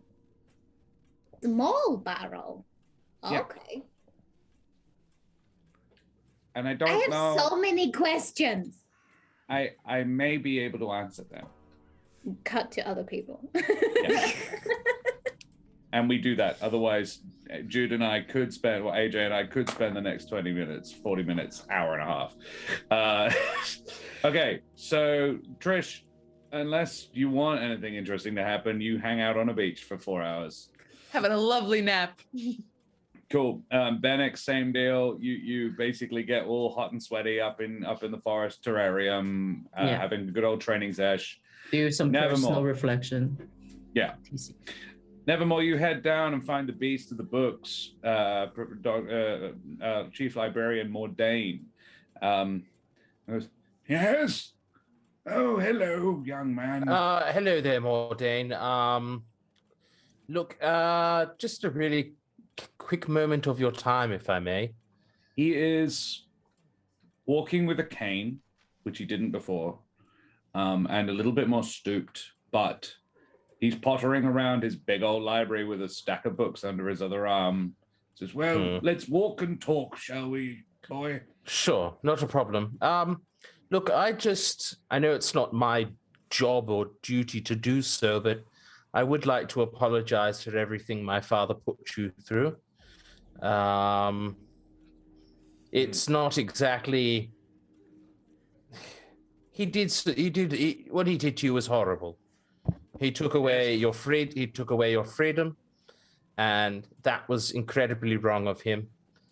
And I just want to apologize to you on his behalf, because to him it was a necessity, and unfortunately you're in the way. But I know my father would be sorry for what he had done to you. So I just want to apologize. And obviously I'm doing the apologizing and not him, because, well, he's dead now. So if you didn't know.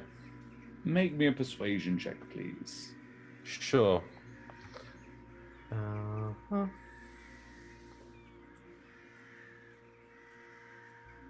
This really is to determine how benevolent. Oh Lord, I rolled a 1. I rolled a 1. Not super benevolent.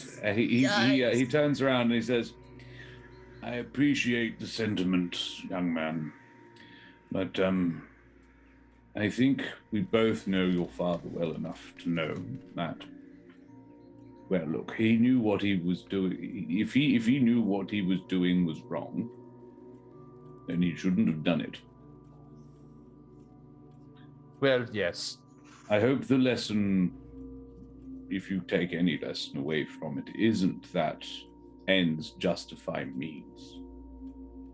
Because I'll grant you were successful in preventing the grove, but from what I've heard, he wasn't. So his efforts, his experiments, and I've read a lot of the material he was researching down there. Dark magic. Unclean stuff. That's what he did to me for. I understand. I appreciate your sentiment, and I will take the apology from you. But forgive me if I don't forgive your father. That's understandable. I just wanted to clear the air between us to ensure... Have no fear, young man. I do not hold anyone responsible for the actions of their parent. Thank you. We have no beef. And he holds up a fist to Bump. Thank you, Mordain. I appreciate it. All right. Thank you. What adventure are you off on now? Well, we're off to do some mining, apparently. Yeah, I know. Very magical stuff. Basically, well, I see there's no harm in letting you know. Unless, of course, you are my father again. Kind of look at him, narrow my eyes. He pulls apart his robes to indicate no he's pendant. not wearing a necklace. No necklace, got it. Look, we're going to be going on a journey to the Fire Plane. We believe that our adventuring companion of the past, Helvig, is trapped there in some way. So we're going to be making our way there, but we require protection in the form of talismans that we're going to be acquiring. So that's what is up, I suppose. Well, what are you mining? Halvesite. Oh, splendid. Well, if you can clear that and mine up, it would be very useful as well to get the source coming back in on time again. Yes, we've been. Does anybody own that mine right now? I believe it was public property. I believe it was operated by Alderheart, the council itself. It wasn't owned by any one individual, but it's a platinum mine. But it was closed due to bandit incursions. Noted. Noted. Thank you for your time. He Thank you for winks your at you wise words. and Yes. leaves. Yeah. Kind of touch my coin purse. Going to need a bit more than that. For your boat. Yeah. No, for a platinum mine that will then buy my boat. Yeah, And then you I'll head head to Ravania. Ravania. I mean, look, the reality is I probably would have stopped off and I would have thanked Rusty and seen Rusty and given him a hug or whatever, and done a couple other things as well. Yeah. But yeah, the main thing is Mordain and Ravania. So you get up to Ravania's room. Ravania's room is quite near the top of the tower again, and down a couple of narrow passageways with an ornate chair in one of the outer hallways. And yes, you come up to his door. What do you do when you get to his door? I'll walk up to it and I'll hold my fingers up to it as if I'm going to knock, but I won't knock, and I'll just wait.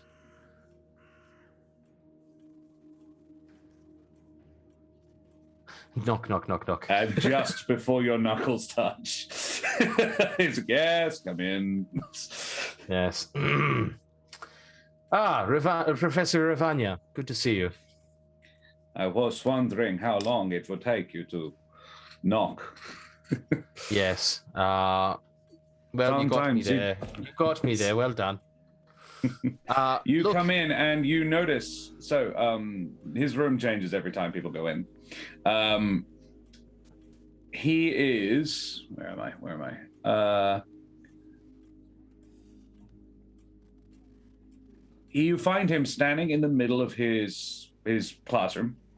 The entire room has been emptied of desks, however, and flooded to about 3 inches of water.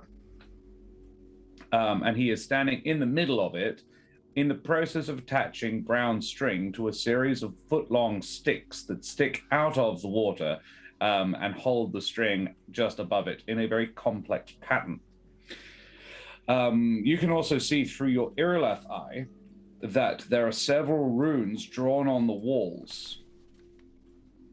They are active and seem to move, but you can't see it from your normal eye, just through your Irileth eye. The mattress, the framed mattress on the wall is also gone, but there is a thick corkboard similar to a darts board on the wall. Well, I mean, look, obviously, knowing how complex magic is particularly divination magic, I would be sure not to interfere at all. Step aside. Look, well, first of all, I'd like to say, turns out you aren't the bad guy, so congratulations on that front. And I am glad to have my name cleared. Yes, it was sullied there for a while, but I'm glad we could, bring things together once more for you. Save your reputation. This is a good thing. So, I mean, you kind of know why I'm here, but you're probably going to say yes, but I need to hear you say it. So I will just say it. We are going to be going on an expedition potentially to the Plane of Fire to look for Helvig. Now, I understand that you have already, I guess, communed with Helvig in a sense on behalf of Jude. That which I communed with was not Helvig. The creature that your friend saw in her vision was not that being. It was the one that ate him. He was not accessible. You have asked me to scry on him before. Now, knowing what we do, the reason is that he was possessed. Yes, I tried to reach out to him as well. Magic. This would block that. I am, however, prepared to try again. Well, I mean, if you're comfortable with doing so, I understand it's quite taxing to do such things. But if you're comfortable with doing it, seems like you are. then I am by all mildly means. surprised there is only one of you. And this will not be as hard as I had thought. Fucking serum.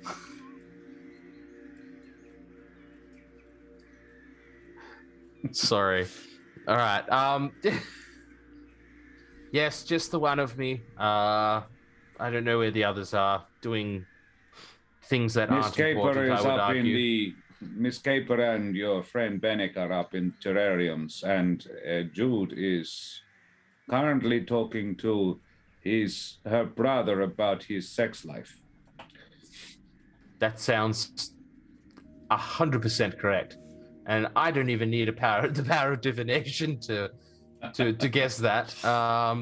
He So chuckles. yes, pointless He shit. says- Got it. And he gestures to the center of the circle. But we are doing the interesting and important shit. Come, stand here. I'll do exactly as commanded. You step gently and lightly over the strings on the floor, presumably hiking your robes up so that you don't get them wet, and enter the center circle of this divination circle. He bends down. He says, focus your thoughts on your friend and close your eyes. This will be quite disconcerting. You must be quick. I will not be able to maintain this for long. I understand.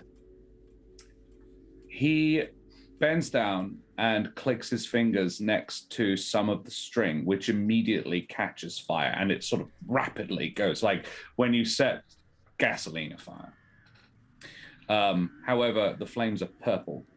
The string quickly burns away to nothing, but the flames remain hovering in the air as the last of it is consumed. There is now just a patchwork interlacing pattern of purple flames in lines around Nevermore. There is the sensation of wind rushing past you, Nevermore, but your eyes are closed, and you feel the swell of vertigo before the world goes blank. Helvig, you awaken in a warm, comfortable bed. Above you is a sloped ceiling of thatch. Outside, you can hear the sounds of insects. Aside from the bed, the room is bare. There is a small window through which you can see a calm meadow, a stand of trees beyond it. Pleasant smells waft in through the door from the far side of the room. What do you do? Sorry, I'm in bed. Yeah. It's a really fluffy mattress. Very comfy.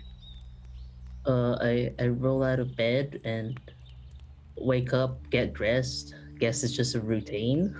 You are dressed. Oh, cool. It's fine. I just get out of bed. It's like It's a sort of little like hut. you get out of bed and you think, I should get dressed, and you're dressed. Oh. I don't question it. I just start doing stuff. Yeah. Like cooking. Well, the pleasant smell that you can smell through the door is food. You move into the room beyond. It's again quite Spartan, but pleasant enough. There is a table with a single wooden chair and a padded rocking chair by a fireplace. In the heart of the small fire, in the hearth rather, a small fire burns, and a pot on the fire contains a meal that smells uncannily like one of your mother's stews. The walls are wooden, and there are a couple of other windows. There's also a that shows similar views as the first. Through one of them, though, you can make out a small hill. Another door is next to the one you came in through, but that just leads to a privy, and there are no other doors. Okay, am I alone? Yes. There is... make a perception check. Open his sheet again.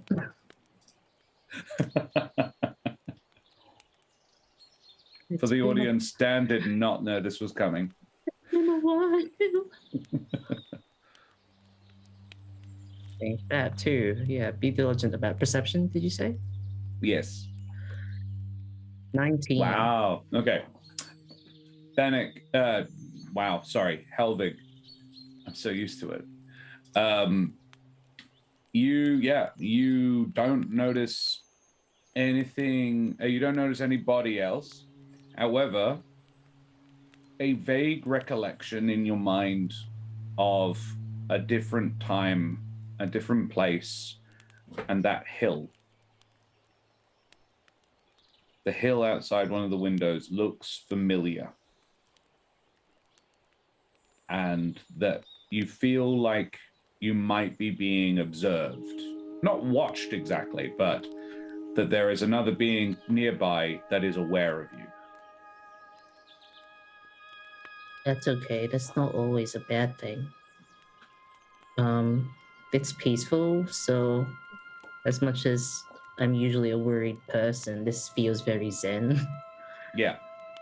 The whole world actually has quite a meditative quality to it. Yeah. I get like a bowl and I partake in the soup that smells like my mother's. And I take a serving, put a spoon in, and then just like casually walk outside to this hill. There is no door. Oh. I do it anyway. That you can't get outside. There is no doorway to leave through. Oh. There are windows. I try and open a window. There doesn't appear to be a way to open the window. Okay. I just pull out the rocking chair instead. I just cease questioning everything. And I just like put it to the side and then I sit and I watch towards the hill as I eat. Sure, you do that. And as you sit down and begin to eat and you start rocking in the chair slightly, it's quite peaceful and calming. The sounds of the animals and you can hear birds and insects outside. You can't actually see any, but you can definitely hear them. And then you hear a sound just sort of beyond your vision to your right. And Nevermore, you find yourself standing in a wooden cottage, it would seem. There is a slightly portly hedge in a rocking chair, eating a stew next to you, to the left in front. The hedge is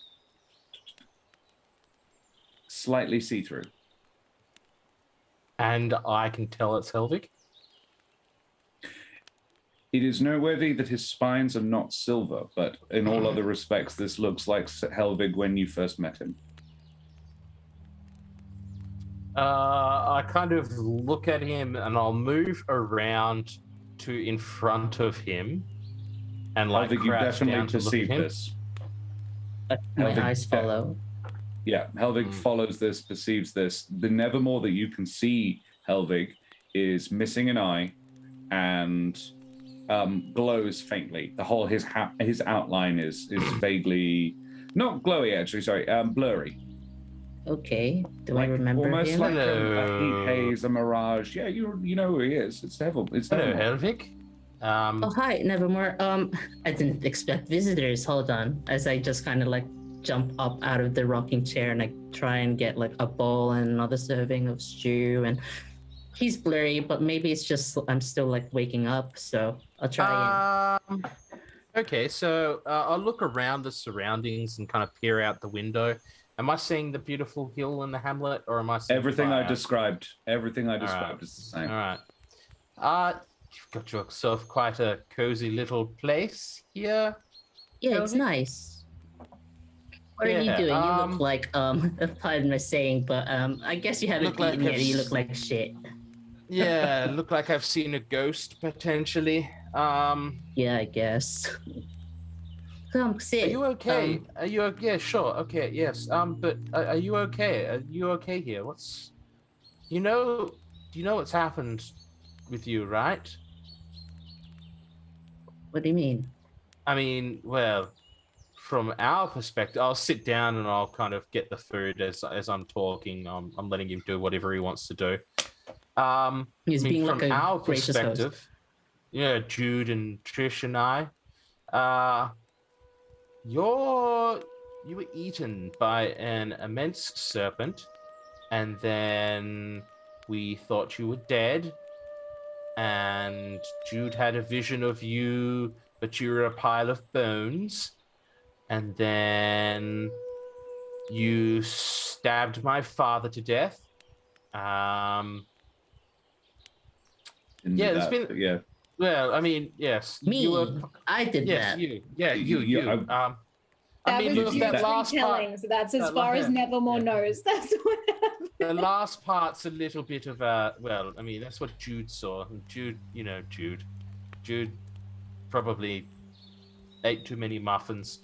But regardless, you seem totally fine here. Yeah. Helvig, as he was describing that, you do remember. Oh. You remember everything. You remember being eaten by the ash snake. You remember your body being slowly consumed by the flames. You remember the metal spines on your back heating up unbearably warm. You remember memories of fire and destruction, of fierce joy, of personally burning huge areas of forest and slaying hundreds. You remember walking like a colossus, 30, 40, 50 feet tall, over wide swaths of the wood. And then you remember a shard of ice lancing through you. And after that, all you can recall was fire and pain.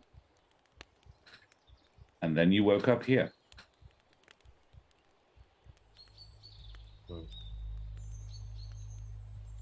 They drop whatever I'm holding.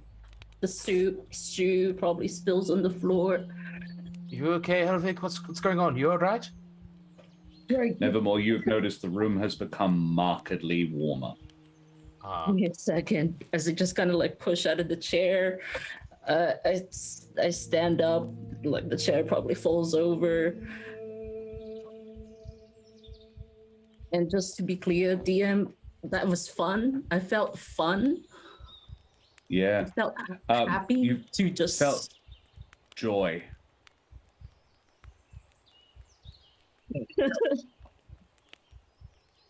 Oh, Right up until, I want to be clear, because I may not have been. Helvig felt the joy of somebody else, Okay. but as if it was his own. The pain, however, was very much not fun. Do I remember them? Yes, Like in the fight? yes. You, and it's not like you weren't you as well. You have your own feelings on the matter. But the being that you were at the time hated them.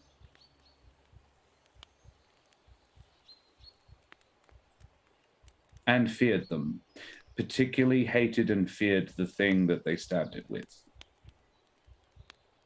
Do I feel that other person now? Feel them? Mhm. No. They're gone. In fact, you know them to be dead. I look at myself. Am I see-through? Not to you. Okay. He just relaxes momentarily after seeing his hands. Okay, well, I guess you did it, huh? Is it solved? Helvig, I just need you first of all to take a big deep breath Okay. and then back out. Are you okay here? Because we want to bring you back to our plane of existence, if that's what you want. Are you okay here? Because if you're okay here, and you're living this comfortable life and this is what you want, it's not our place to take you back. But if you want to be back in the land of whatever it is, in, the older heart, if you want to be back there, we can do our best to bring you back, but it has to be your choice. And looks away from Nevermore. And actually takes in the room for the first time and seeing that the windows can't be opened and there's no doors. Through the window, you can see the hillock is staring back. Eyes you recognize. They're peers. Friend, what does it feel? His eyes, do they look? What are they saying?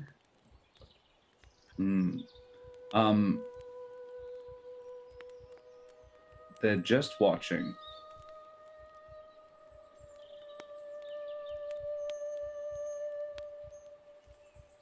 Nevermore, can you give me a second?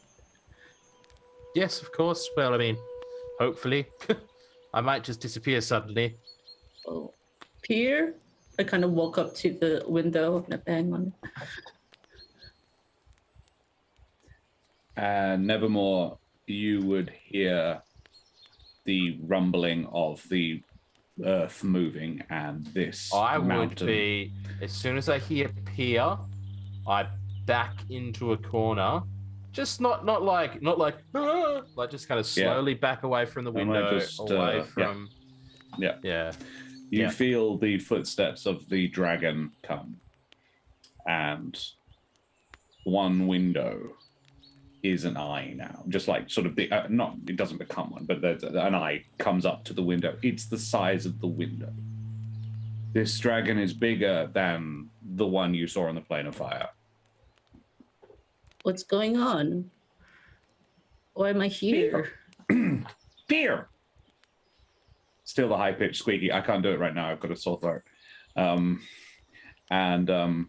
You get one word in your head. Safe. Okay. Fear. Saved. For clarity. He feels like he's clarifying. Can I Peer. leave? Friend. Thank you. I get that. I think I would have died then. Here. What? Actually, Pierre, you did. I saved you. What? Sorry. But, I mean, thanks, I guess. If you knew, like, reviving magic, that must have been expensive. Am I hearing this conversation? You're hearing Helvig's side of it, and you're hearing the noise Pierre being made. Okay. It's all still right. The adorable high pitch. Actually, no, to you, it's not. To you, it is Pierre. This deep rumbling. Yeah. The whole building shakes slightly. She, like, revived me. And Pierre goes, how to express this in very, very simple terms. I don't think I'm dead. Pierre goes, Pierre says, sure. It's like, it's more like the mental equivalent of a shrug. It's like, yeah, why not? Fuck it, doesn't matter. You can't leave. So I can leave? Pierre. Like, not a good idea. Why not? Pierre, you're not very powerful anymore. I'm protecting you. Okay, sure. I appreciate it. Really, I do. But I have family and friends to go back to. Pierre, but not a body. Sorry, I do have one. See? I show him. I spin. He goes, Pierre, yeah, here you do.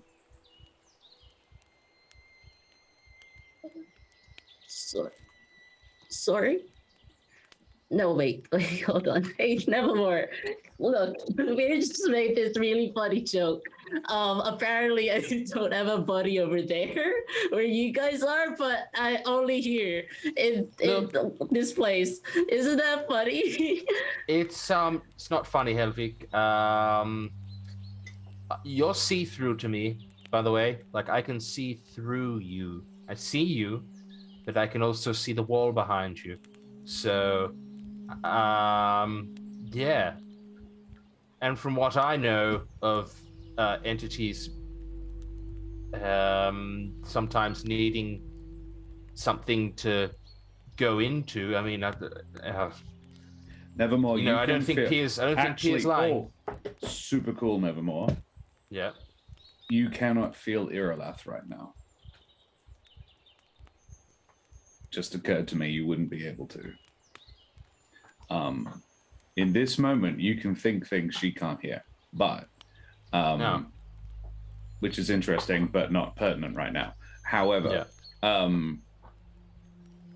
there is, what was I going to say? Yeah, you begin to feel from the base of your stomach, Nevermore, like a string is being pulled. And yeah. I'm about to be pulled back to our plane of existence. Do you want us to come and find you? You can. All right. That'd be nice. That's all I need. And I'm going to walk across. I'm going to start walking across the room as if to give him a hug. And I just kind of phase out of existence as I do. Exactly. Yeah. Nevermore, you feel a lurching, tugging sensation at the pit of your stomach, just as your arms wrap around Helvig, and Helvig, you see Nevermore pass sort of through you, and you are wrenched back to Ravania's office, Nevermore. The water is steaming. Both you and Ravania sort of collapse into it. You feel like your legs just have no strength. And the purple flames extinguish. Actually, they go out and sort of rather repulse, just as you fall poof, into purple mist. And yes, you slump into the water. I don't envy you your job, Ravania. Oh, and you hear do you him feel as shitty as I do right now? You open your eyes and you see Ravania. All of his feathers have gone ash white. He looks frail. He looks extremely old, and he says, "Sometimes I do not envy my own self as well." Would you like me to get the medics? A knock on the door occurs, and two medics bustle in. What was I thinking? Of course. He smiles. He says, "Yes. The funny thing, I did not know it would be this bad. Please rest up. I hope so." And they actually look shocked. And one of them clucks over him and says, "You're going to kill yourself one of these days, Professor." And they very gently lift him out of the water and turn to you. One of them turns to you and says, "Probably best see yourself out, lad." I will. Thank you.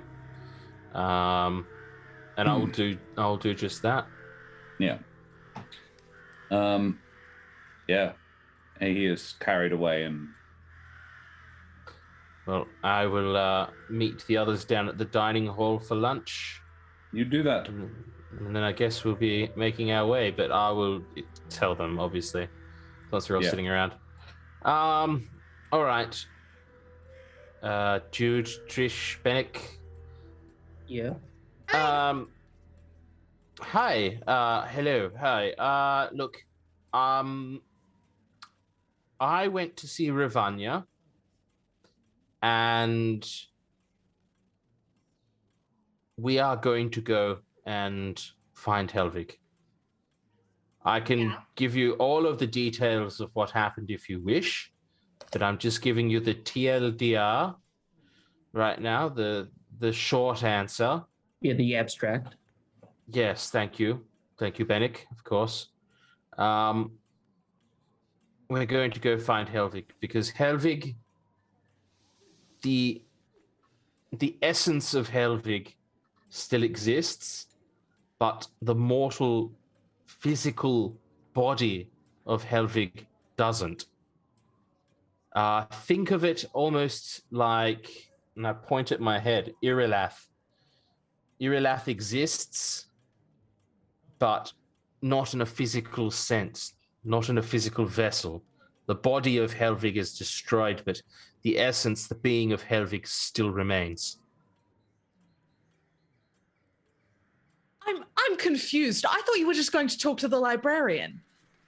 No, I was going to go see Ravanya as well. He did say that he was going to do that, I think. Wait. I just figured you had pressing matters to attend to, Trish. You didn't just waste your time, I did not. did you? Oh. I would have gone with you if I'd known that's what you were doing. Well, I said it, so that's awkward. I mean, you probably still don't believe, do you? Well, you haven't told us anything. You've just come in here and said, this is what we're doing. I went on my own little side quest without anyone else, and now I've made a decision for the group. Oh, no, Ravanya told me you were sunbaking. Look. Okay, and I will tell everything basically as word for word as I possibly can. Obviously explaining what happened, explaining what Helvig looked like, you know, how Helvig was acting. But yeah, basically the long and the short of it is what I just said. Like we need to find some sort of vessel for Helvig to, I don't know, claim, I guess. Can we even I don't know if that's how it works. I don't even know if that's how it works. Do you know anything of that, Benneck, or? It might be a night seed question. Could we build him a body?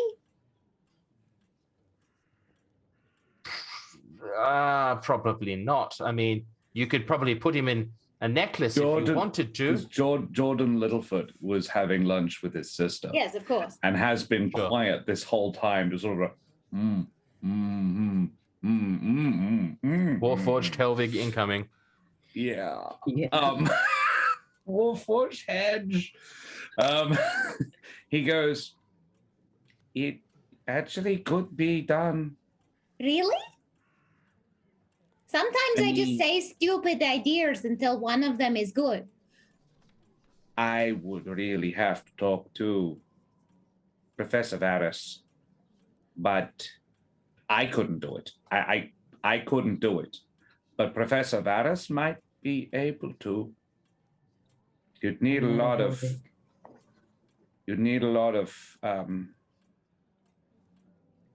Platinum? the other thing. Halbasite? Oh, you mean Halvasite? I think you'd probably need an awful lot of halvasite. Yeah, you couldn't even get that much. You'd have to go and mine it or something. Well, I forgot to mention, we're going mining this afternoon. We were too busy talking about your girlfriend. You have a girlfriend? Oh, you sorry. nice. Jordan, Sorry, give us pressing the matters. DL. I really wanted to distract myself from the gravity of that story. Wait, no, we're talking about our dead friend. One moment. Yes. You can tell us about your squeeze later. Please? Never mind. It's fine. It's like squeezing juice. So, Trish, are you okay?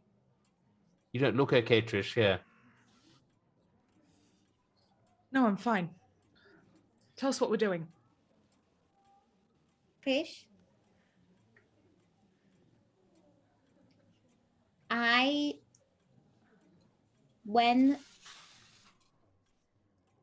Maybe we can go see him another time. Like I could talk to Gaspar, then we could go to a dream with Helvig or something.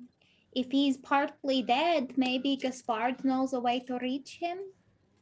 Do you want to go talk to him? Well, if we're going to find him, I'm going to talk to him then, aren't I? It's fine. What's the plan? We're going to go mining and we're going to find the halvasite. And we're going to get enough halvasite in order to make a body for Helvig. Then we're going to find a way to get to the fire plane. We're going to go to the fire plane. We're going to put Helvig's spirit into a body that we made. And then we're going to get Helvig out. Surprisingly accurate. But Jordan. Jude is smart. No, Not that surprising. Yeah, What? sure. What is it?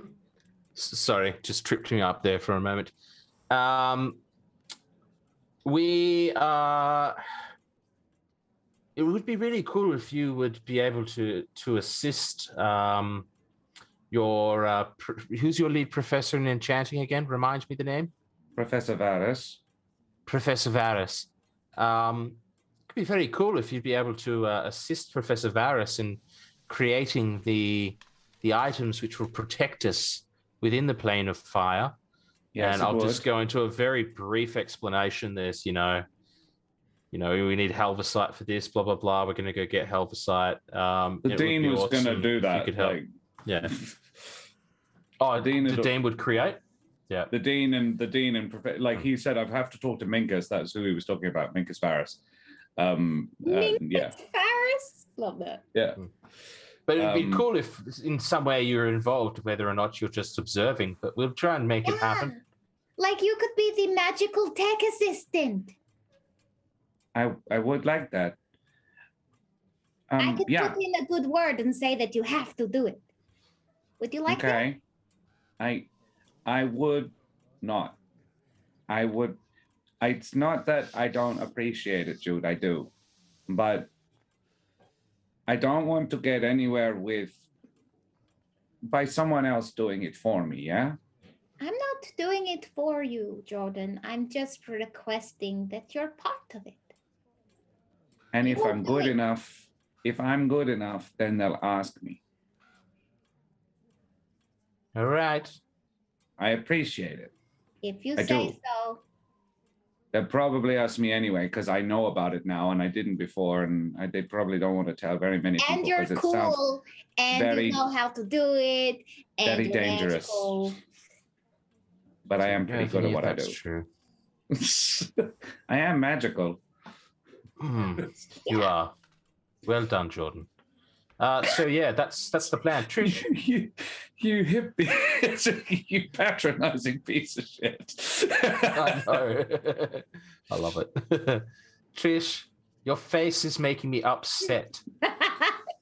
That's not a good way to put that. It's like secondhand upset because I can tell you're incredibly upset and sad, and it is making me upset, therefore impacting me right now. So, well, I would hate to upset you. Come find me when you need me to stab something. And I leave. I mean, okay, that's Jude's job usually, but Nevermore. Okay. What? I'm being mean. I'm not. Even I knew that. What? What did I do? You upset Trish. How? You went ahead without her and you left her out, and now you're being mean. Excuse me.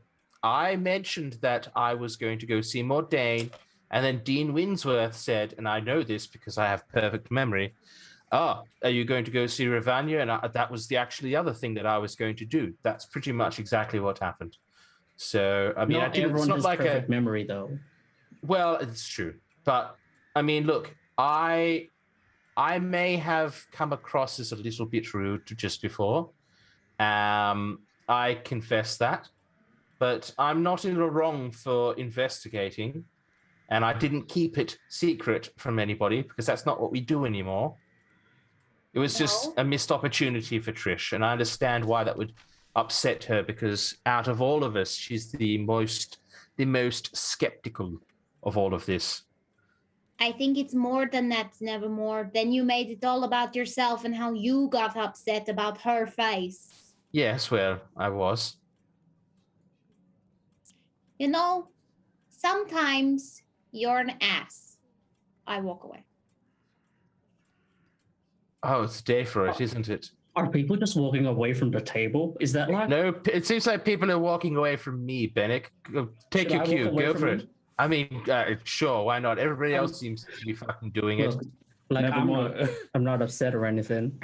But me neither, but I would like to continue seeing my sister. Bye. All right, fair call.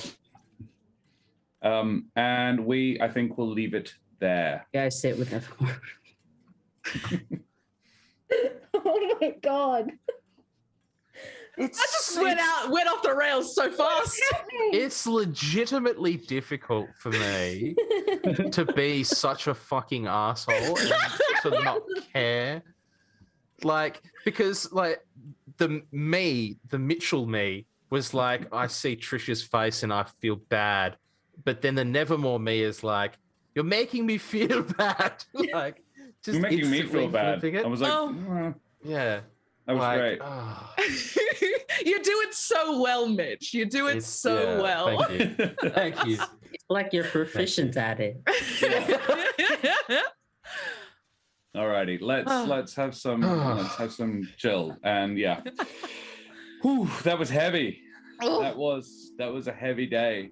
I'd like to thank everybody for watching and everybody for playing. Guys, thank you so much. We've had a lovely can't wait for the wedding. I'd like to thank the Deck of Many for what I'm sure you can agree. It's pretty awesome work writing the source book. We are very much in uncharted territory now, but they built the world. I just inhabit it. Serum, amazing work behind the scenes. As always, it only gets better and smoother with time. Thank you to BreePie, our amazing artist. Links in chat for BreePie. Check out their website, their LinkedIn stuff. They're all amazing work. We have their stunning work on our channel right now. All of our art is BreePie art, and it's fantastic. Our fabulous sponsors, Wooten Forge, purveyors of WA's finest handcrafted wooden tabletop accessories. I just realized we have 3 different products to show off at the same time because you've got the Dice Keeper. Yeah. I've got one of these bad boys, and I have the mine's Jara, and it's got my name in it. It says Josh the Pirate. Yeah, you can, please check them out at their website, wootenforge.com. It's support from people like them that allows us to bring you this kind of amazing content. We also have a discount code. Head over to wootenforge.com and use Humble1 to get a sneaky discount at the checkout. Now, as always, we'll do everyone's favorite moments from the session and chat again. Always, as always, please throw your favorite moments up as well. We love to see what you think. We love it when people tell us how great we are. But for serious, being creative is being a creative and an artist is actually really hard, and accepting praise is extremely difficult, as I routinely demonstrate. And analyzing what you've done well is really useful and helpful. It helps you get better. So yeah, please tell us what we did really well. Who would like to go first? Can we start with Rachel? Rachel's amazing. Yeah. Thanks. I saw your face when you found out about helping and the ritual with Nevermore. I saw your face drop, and I felt horrible. Because I don't know what it is. Like, if Jude's sad, it's fine. But when Trish is sad, it hits me. It hits me like a train. And you got me. You got me good. Oh, thank you. I'm going to go other end of the spectrum. Fancy and Trish explaining how babies work. And how it's, but particularly the one line was, see, it's not that fucking easy, is it, Fancy? And she's like, no, give me a fucking chance. And then we made progress. Yes, progress was made today. Oh dear Lord. That was lovely. That was fun. I appreciated the fact that Trish really wanted nothing to do with the Avium in any way, shape, or form. And the very next opportunity that Trish had to go to the Avium was spent just sunbaking. That was it. well- Yep, that was a Trish thing for sure. It was very characterful. Yeah. Yeah. It also changed the circumstances of the ending of this episode significantly. Yeah. Before I just possibly snatch everything, what was your favorite Trish moment, Ray?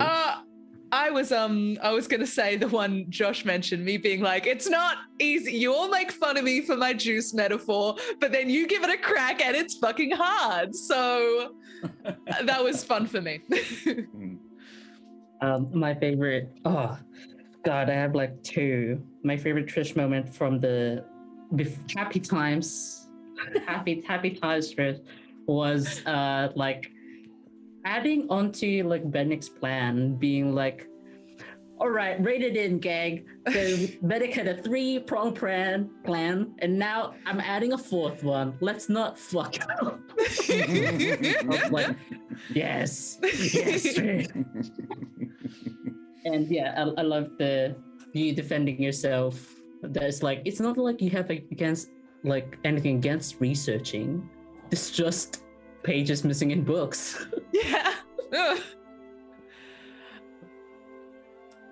Yeah. Small Town Creepy says, Rachel, as always, masterful.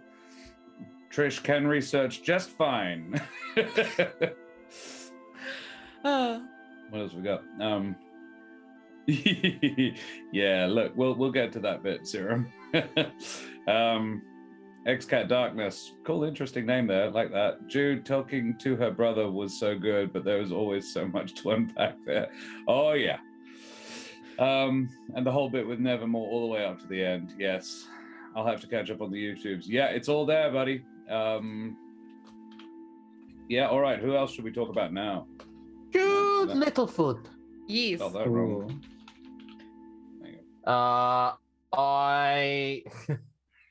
The one thing that jumped to my brain was your instant use of the word suppository in the place of repository. And I was like looking at everybody's cameras the first time you said it, and nobody reacted. And I was like,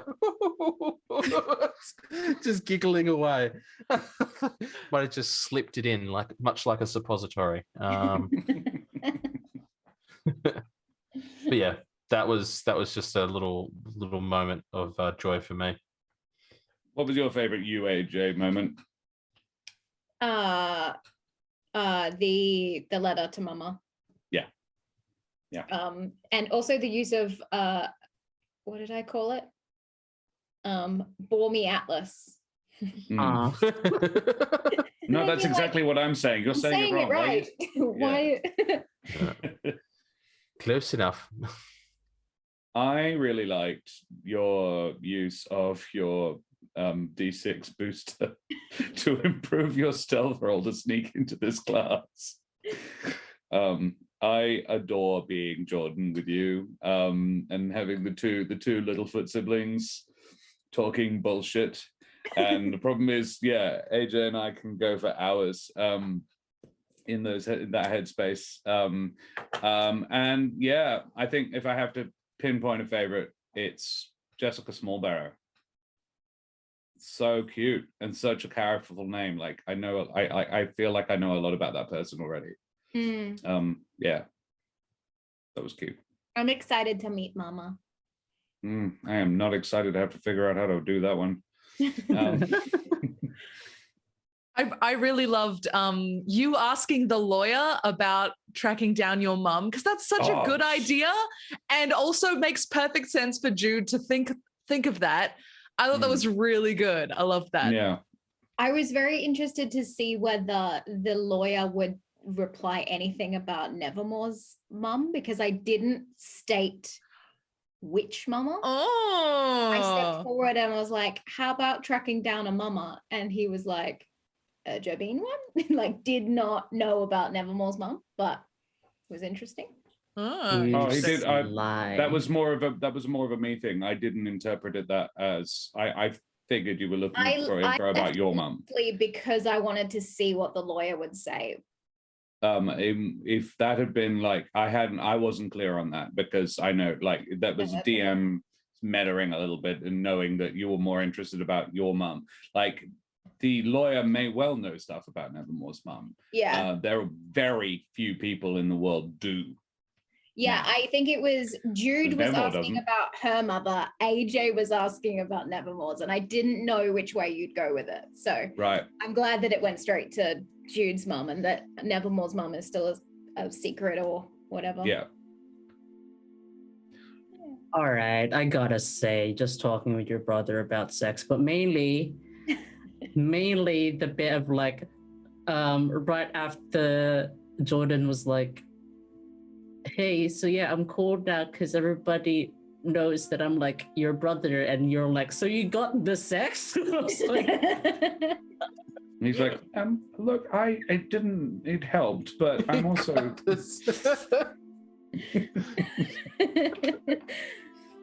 I love being Jude and her brother would be amazing if they did a podcast.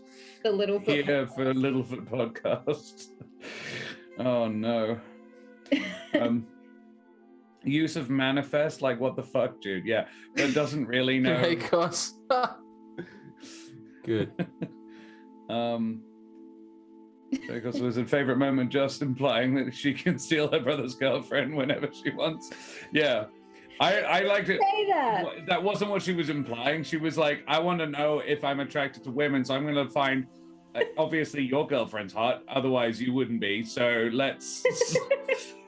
I need to experiment. I'm not going to steal her.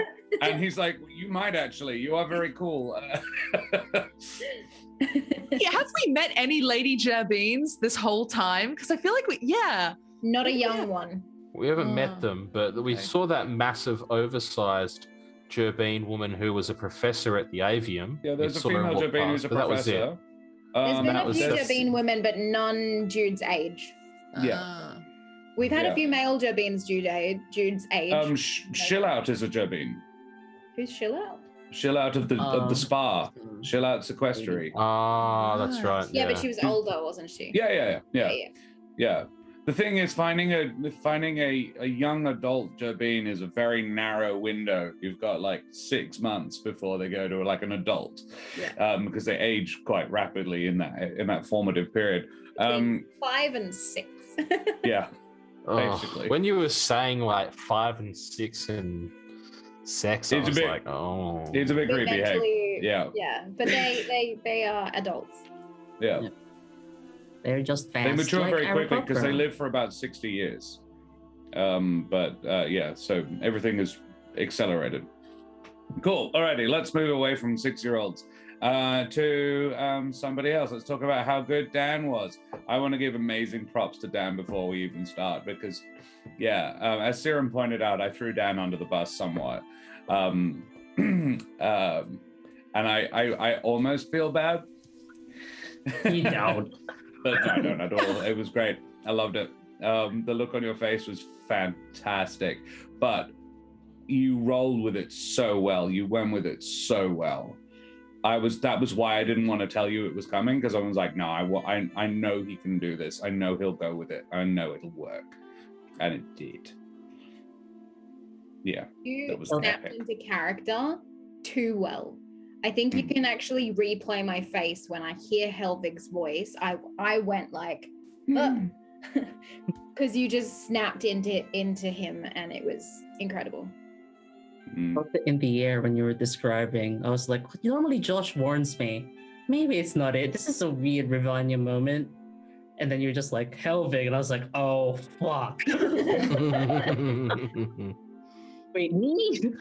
Me? Helvig, you see this. Okay, hold on. I was... Oh, what? I'm in bed, right? I have 2 favorite Dan moments. One is Helvig, one is Benneck. Favorite Benneck moment was your blue metaphor of the blueberries in muffins and the sky being blue, I was like, okay. That was what made Fancy like, no, I can't. That worked for Jude. They're Jude was just like, gonna make it worse. the word can mean multiple things in different situations. Jude got it, but like that was what he was going for. Yeah. But he wasn't sure. It was you like have to speak in Jude metaphors. yeah. Fancy was just like, no, stop speaking in metaphors. Just tell it actually.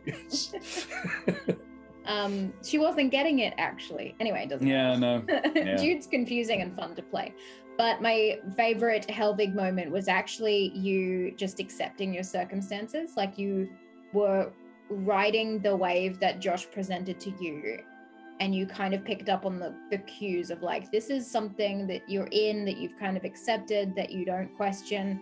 So when you were like, I go outside, there's no door. Okay, I sit in a rocking chair and I don't think about it. I was like, that is beautiful that Helvig is in this sort of like comfort blanket and isn't questioning his existence because of all the trauma he's been through. Episodic Thanks trauma. very much. Thanks very much, Spina. It's a pleasure. Have a nice night. Sleep well. Yeah, amazing. Other people tell Dan how great he is. You go, Trish, if you haven't got anything I do.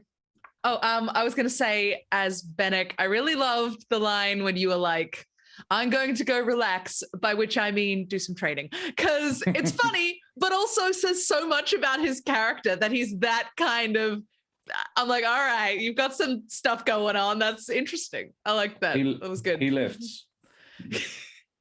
Benneck lifts. Josh, apparently the music's a bit loud.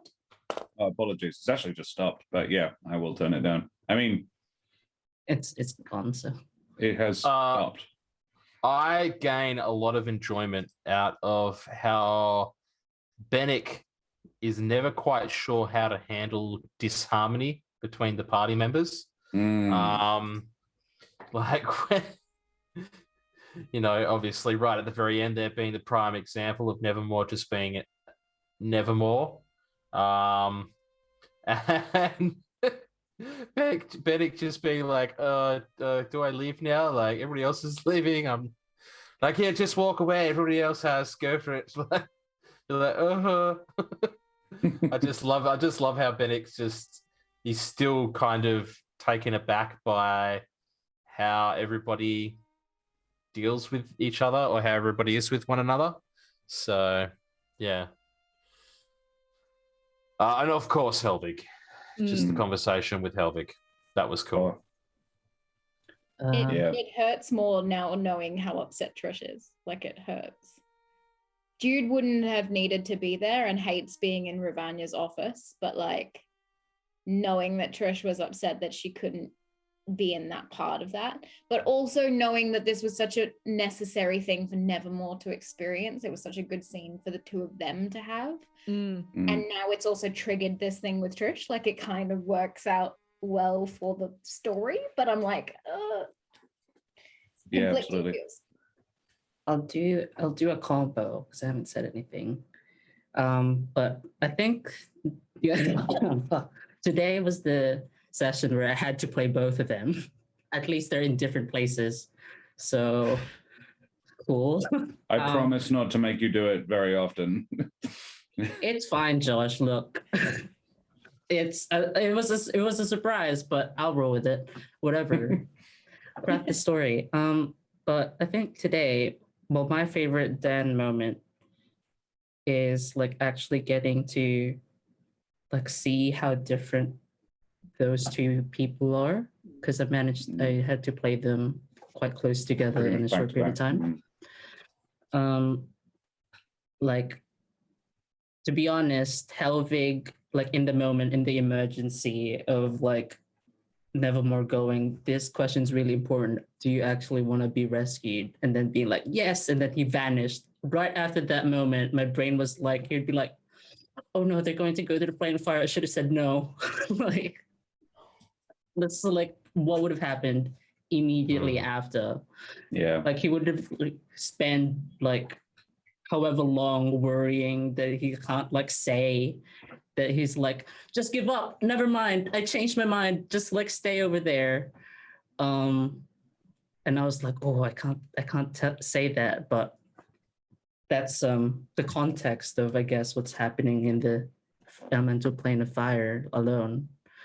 But while Benneck is much more like closed off, I guess in the whole thing of him being an abjurer was that he like puts walls. He's not so much like a martyr, so to speak, like Helvig is, but like he's more like, oh, we're doing this thing, cool, guess we're doing that thing. It helps me deal, helps you deal. Yeah. I want to explore how different they are more. So low-key, I'm like, yeah, bring it, Josh. Hit me. So yeah. I mean, it is going to happen. I'm afraid you are going to go and meet him. But yeah. Cool. Dan's face. Bring it. Oh fuck! I shouldn't have. Oh shit. I mean, yeah. Yeah. Yeah. Cool. Let's talk about Nevermore. Let's talk about Mitch. Yeah, playing someone who isn't that nice is hard. Particularly when you're a man who is as nice as Mitch is. I try to be. I try my best, but yeah, it's yeah, it does constantly surprise me how shitty I feel doing it. But at the same time, there is stuff that Nevermore says that disturbingly just rolls off the tongue, as though it's stuff that flits around in my mind that I wish I could say but would never dare. And now I'm Nevermore, and Nevermore gets to let out this little asshole part. So I don't know. Maybe that's what's going on. I don't know, but it's yeah. I never get tired. Never get tired of just being sassy Nevermore, and being the victim. You know what I mean? It's, you know, it wasn't, Trish wasn't upset. It was, you're making me upset by being upset, sorted out kind of thing. Like, what's going on? It was horrible. So yeah. Yeah, just bouncing off that, because like during the vision quest, I'm the back of my head, I'm like, all right, Trish wanted to have been there. She's going to feel some type of way. But the energy you came in with just set me right the fuck off. Like, just every little thing you said, it was perfectly in character, but also so needlessly nasty. It was fucking great. I love the dynamic between Nevermore and Trish. It's fucking amazing. And when it hits just the wrong angle, it just blows the fuck up. It's wonderful. I love it. Usually our back and forth is of a positive nature, but sometimes there's just that chord that gets struck. Yeah. It dead set took me completely by surprise. I was just like, I thought she was aware that that's what he was doing. I'm very much team Nevermore on this. I was pretty confident that was very clearly stated that that's what Nevermore was going to do. I think I made a comment about not going to Ravania's office because I didn't like being in there. Yeah, I remember the conversation, but I don't remember what Trish was doing at the time. Like, she could have just not been in the conversation. Yeah. My favorite Mitch was the reading the letter from your dad. And it's already been said by Chad as well. Yeah, favorite Sean was the letter. I'm like, it's really cool to have a favorite moment for somebody who wasn't even on the stream. I'll tell him, because he was made up to be asked. But yeah, he's that was really, really cool. And reading it when Sean sent it to me, I was like, oh fuck yes. And then hearing it in your voice, hearing it in Nevermore's voice with your little annotations, I was like, oh my God, these people are so freaking talented. Yeah. Thank you. That was great for me. Sorry, go ahead. Okay. right after my favorite Nevermore moment is actually right after reading the letter, where it's just like, I guess the poise of it, of like, yeah, I just stand up, walk over, and be like, yeah, it's just my dad telling me that he loves me, and then hugging everyone. And I was like, damn, that's so like, I wouldn't say profound, but it's like in a subtle way. Like I felt very empathetic for Nevermore in that moment, even though Benneck's like, oh my god, no, please, this is a hug. Oh wait, and then hugs you back. But yeah, that's my favorite Nevermore moment. I'm just going to read a message from Small Town Creepy because it's lovely, and I hope they're still in chat because I want to say thank you for it. Got to go, but Josh, as always, you rock my socks. My kid says you're his favorite and keeps asking how far away Australia is. Lol.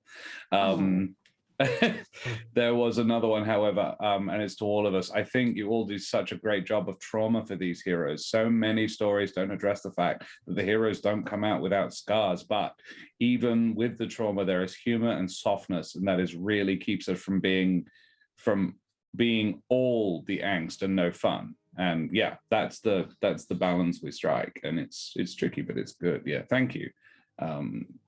Thank you. It's not Smart Geek. Small Town Creepy. Yeah. It's so It was rare. Smart Geek. It's so rare to be able to play a dark and traumatic story that's lighthearted. Like there's a few streams that I've been in where there are sad things, but lightheartedness. But there's such a careful balance with this group where I can cry one moment and then have everyone in tears of laughter in the next. It does not happen in any group that I have played in. Yeah. Except this one. And it's because of these people. Like Josh is an incredible DM. These players are amazing. I'm so fortunate to be here. Nevermore, Damn straight, sister. I feel that. my favorite Oh, hell yeah. from hell yeah. is you actually just your character in general, the way you play Nevermore. There was one, all your subtle bullying and then like lovableness at the same time. And it's so frustrating because I've had friends like this. But when you told Trish that she was the stupid one in the group, after like hugging us all and dealing with the grief of your father, like we have to give you sympathy or empathy because of the stuff you're going through. And then the next moment you're a dick. And like at the end of the thing, did someone say it in chat or was it in stream, which was like, oh, well, we no longer have to deal with Nevermore's grief because he's being an ass. That's out the window. That's past. Now we can hate on Nevermore again. She doesn't lightly insult anyone, and she called Nevermore an ass because of how well you play your character. Like top notch. Thank you. I really appreciate that. Cool. All right. It feels good. Well, it's 11:10. Wow. Well, okay. indeedy, Josh. Duty, Josh, time for you. Yeah. Yes. Sit there and take it, Josh. Yeah, sit there and take it. Especially this. What the fuck was that surprise, Josh? Huh? Yeah, you start up your own stuff. Oh yes, look at this super cool, well-detailed, beautiful, descriptive scene of Ravania. And like I just love every single Ravania like vision so far, and his like room is like tailored, but anyway, that's me. I freaking love Ravania. I love him so much.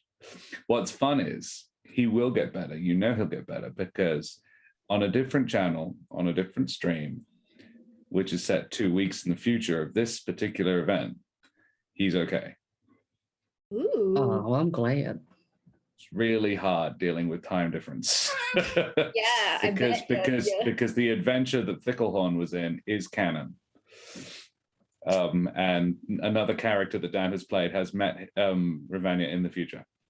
Oh. I have a lot of jocks in recent memory. Anyway. Welcome, Eldritch Scribe. You legends. Raid. Welcome, Raiders. We're just doing our favorite moments. You missed a cracker of a session. Yeah. They're just telling me how good I am, I guess. I'll just TLDR my favorite moment without the vitriol. I want the vitriol. Bring it. But just for the, especially for our Elder Scribe audience, you deserve the vitriol. I always liked Ravania, and personally, I did like being surprised at the whole Helvig thing. I would have been like very like conscientious of it throughout like the whole session if you didn't just be like, and it's Helvig. Like, fuck. Yeah, so, you'd have been anticipating. Yeah, I'm glad. I was worried. I was worried. I was like, it's not necessarily the nicest thing to do. I was like, hey, that character that I killed, he's alive. Boom, play him. Yeah. I say. Sorry. I say this every week, but your NPCs are incredible. The way you switch into them when Mitch knocked on the door and Ravanya was there and the accent was perfect. It was just incredible. But I have to be selfish and say Jordan, hands down. And I'm totally down for a Jude and Jordan podcast. I don't know what it would be about. The Jude and Jordan Power Hour. Yeah, Jude and Jordan Power Hour. It'd be brilliant. Yeah, that was I really liked being able to give Jude the information she was looking for, having that vessel. And I can piggyback for a favorite moment, actually, because I had several, but they were all basically the same thing. There was an appropriate time for an NPC to come in and say the missing piece of that conversation, the missing piece of the puzzle of that particular moment. Be it Winsworth coming in saying, right, figured out a lot of the things that, like, I was planning on doing it the following morning, but you guys were having that discussion then. It was the right time. It was the appropriate moment to bring him in then. It felt a little Deus Ex Machina-y, but and Fancy coming in to be like, oh, for God's sake, someone just tell the girl how sex works and why, because I think she knows the how, but the why is very important. And yeah, then Jordan, and just there was always this somebody that can fill in that blank, and that's what I think I did well this session. I was having that sort of those consistently people to answer the questions that needed to be answered. I think you handled Mordain very, very well. The conversation with Mordain, that was a surprise.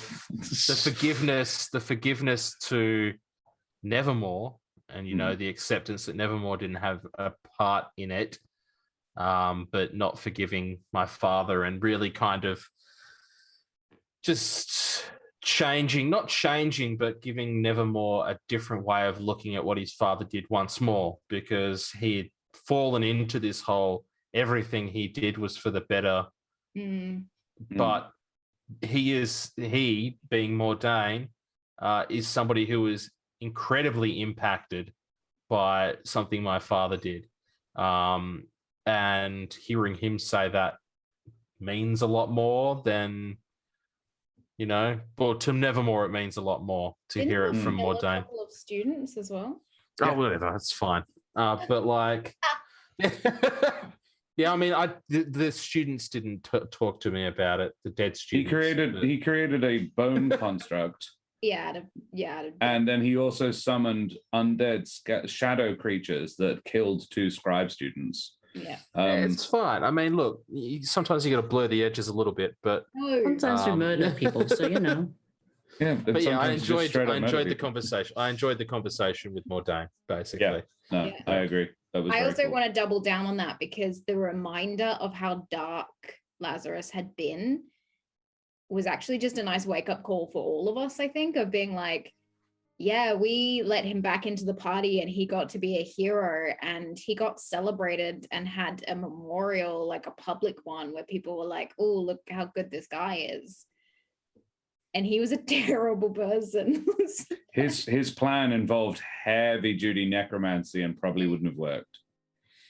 but he was riding on his arrogance. No, the prophecy says, I'll do it. So I've got to get it right eventually. And the prophecy says no such thing. Yeah. I really enjoyed. I always enjoy the vision quests because whenever you do them, you describe the surroundings so well. It's like the perfect amount of information that I feel like I've been transported there. Like you don't overdo it, but what you say really paints a vivid picture in my mind, and I love that shit. I felt like I could see this little cabin he was in. It was fucking great. You've all seen it before. He was in the plane of fire the first time you were there. Yeah. It was burnt down, and it had a skeleton of a hedge. That's right. That's right. But he doesn't see I was that. wondering why it sounded familiar. I didn't put two and two together. Yeah. I remembered the hill. I remembered that much, and then the hill. Yeah. It was like, oh, a hill. Oh no. Oh, I knew what that was. Sorry, xcat_darkness. I'd love to hear Nevermore do the weather with the same level of your face is making me upset. About the weather. Is it a Humblewood news The channel? same level. And Jordan discuss the news and Nevermore does Yes. the weather. Today's going to be rainy, horrible, miserable weather. Don't go outside if you have fur, but if you've got feathers, it should be fine. Water off a duck's back and all that. Councilperson Beta has been suspended from her job on account of high treason, which is not good at all, Jude. No, really? What? You No. don't beat around the bush. On the upside, a small raccoon saved a group of children from drowning by signaling the lifeguard. What is a lifeguard? A person who stands watching, making sure you don't drown. Oh, All right. You see, this is it. We could do this for fucking hours. All right. Call it. Guys, like, all right, stop. We will be here all night. Let's see what we've got from the audience. There's a lot of suggestions about Jude and Jordan being things. So I have to hear Nevermore. Yeah. All right. Yeah. Oh, look, no one has said it. Josh. I'll quickly say it. The teleportation circle thingy. Loved Isn't that it. cool? Thank you. Yeah, that was pretty cool. Yeah. That's gonna be part of the solution of how to teleport you. It's gonna need an awful lot of power to get you to the plane of fire. They're gonna use the Avium to get you there. Fun. Josh, I've only just managed to catch a couple of streams of you guys actually playing, but you're a really good DM. Thank you very much, XCat. It's very flattering. Yeah, check us out on the YouTube. So guys, we're gonna go away from here now because we've been streaming for a while and I'm a tired boy. So as always, it's been an absolute pleasure working with you guys and playing with you guys and entertaining you guys and girls and non-binary people out in the world. So please, if you've enjoyed us, follow and subscribe and do all the things, click. We've got other shows on the channel at the moment. I believe TSA will not be back this week, but I think they're coming back week after, so not this Saturday, but the Saturday after. Also next Wednesday, not this Wednesday, but next Wednesday, we will have another episode of our Avatar game with Dan and AJ playing Pan and Rowan. And yeah, with guest DM Rhythm of the Mind, which is going to be very exciting as well. There's a few other things in the pipeline, so stay tuned for that. And yeah, if you want more Humblewood, please head over to, Corsair's Cove on Thursday evening, where the brand new team is starting up. We are up to episode 3 with Kesh and the gang, as they going basically to keep the wood afloat while these guys go to the plane of fire is essentially what's going to happen. So, spoilers. So yeah, if you want to check that out, same time, 8 o'clock AWST, over on Thursday evening over on Corsair's Cove, twitch.tv/Corsair's Cove. Right, ladies and gents. Mitch, tell me who you are and where we can find you. Mitch Earnshaw is my name. And you can find me at Twitter Probably not at Twitter headquarters, but you can find me if you go onto the website Twitter, Mitch_Earnshaw, where I just enjoy life and happy moments and funny things. But if you want to actually see my face, you either have to find me IRL, in which case, just be warned. I don't like that. When I'm found, I'm just saying, like, very odd day. You can find me. You can find me IRL. If you find me, I will not like it. I will not like it. I'll be like, all right, come on. What an outro. I've only found Mitch in the real life meat space once, and I had to play him with various meats to make him not an angry Viking. There was meats. Yeah. It was meats. But yeah, that's really it. You just find me here on Twitch every Monday. Roll for damage with these beautiful people. Rachel, tell me who you are. Seriously, don't fucking find me.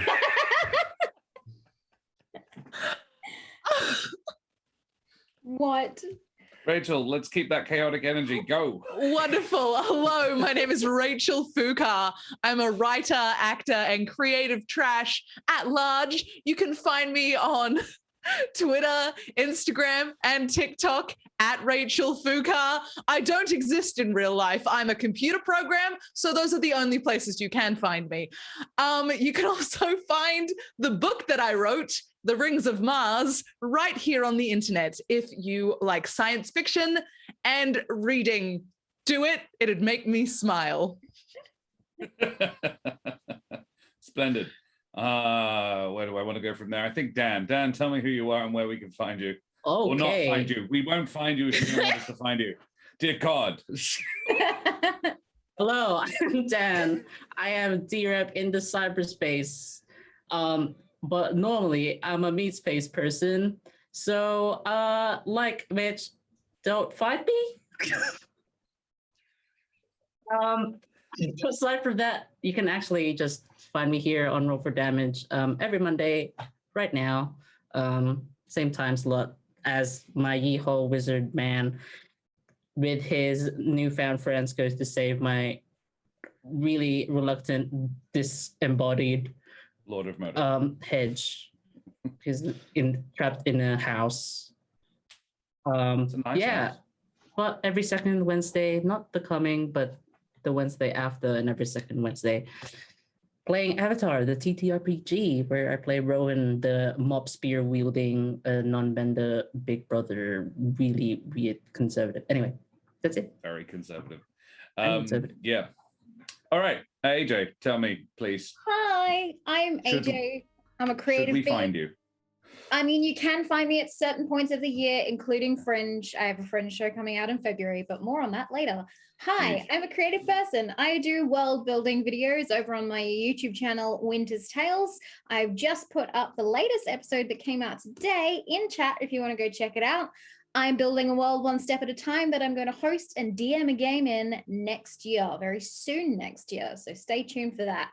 You can also find me on Monday nights over here on Roll for Damage, every second Wednesdays for the Avatar stream. This weekend, you can find me. What am I doing? Hold on. Arden Roleplay? No, I was on Arden Roleplay last week. This weekend, I'm doing a PAX panel on Friday night, doing some world building with some other awesome DMs from Australia. And on Sunday, I'll be over on Dead Aussie Gamers channel twice. One for a game I am DMing in Beast World, where all the characters are anthropomorphic, that's not the word, humans that are animals. Yeah. Not like Humblewood that are animals who are like humans. It's a very cool world that is it's on a Kickstarter, and I've got the opportunity very, very blessedly to be able to DM in that space. And then I'm playing my regular Sunday night character at 9:30 p.m. on Dead Aussie Gamers channel Sunday night. That's just this week.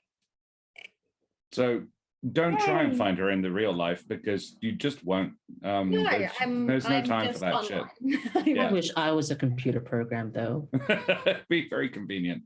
And ladies and gentlemen, mesdames and messieurs, dames und herren, and beings of indeterminate gender and persuasion, I am Josh the Pirate. And Yeah, I've been your humble DM this evening and storyteller. If you enjoyed my face and voice tonight, you can find me in Paparotta Group, Fringe World, and generally infesting the art scene in Perth. If you like to do that, you can also check me out on my new channel, Corsair's Cove. We have the second Humblewood campaign with the Mother of Bunnies as Kesh, and Josh Towns and Nikolai Kravchenko from Academy of Xandar coming back to play with us over there. Josh plays a giant and very intimidating cleric deer person, servant man, and Nikolai plays a cockney goose. I love his character so much. So fun. Arthur's so fun. And then we also have the very talented and new and lovely and fresh and clean Brendan Ellis, who is playing a druid boy called Eric. So yeah, you can come and check that out. Alternatively, if you like the majestic voice, but you think I could stand to tone the face down a bit, you can check out the There Be Dragons crew, where I play a infamous and deadly pirate named Scan Felspar and his little dragon, Rush. It's a 5e D&D podcast in a fantasy gunpowder setting. We'd love to have you over there as well. You can see there's some logo there. All right, so that was lovely and fun. Thanks once again to Serum, our lovely tech, because I'll get shit if I don't thank him. And even though I already did, fuck you, Serum. We love you guys. All right, take us away, Serum. We're going to go away from here now, and we're going to raid somebody. I think the only person I know who's currently going is our very favorite agent number 1. Mambo number 5. With somebody. He is currently streaming Warhammer Total War 2. It's always lovely. Tell him where he came from. He's one of our players here on Roll for Damage as well. So yeah, show him some love in chat. Throw up your favorite raid moments. We're going to raid him now. Guys, been a pleasure. Been a lovely time. Love to everybody. Love to Serum. And we'll see you next week. Bye, everybody. Goodbye, everybody. Bye-bye.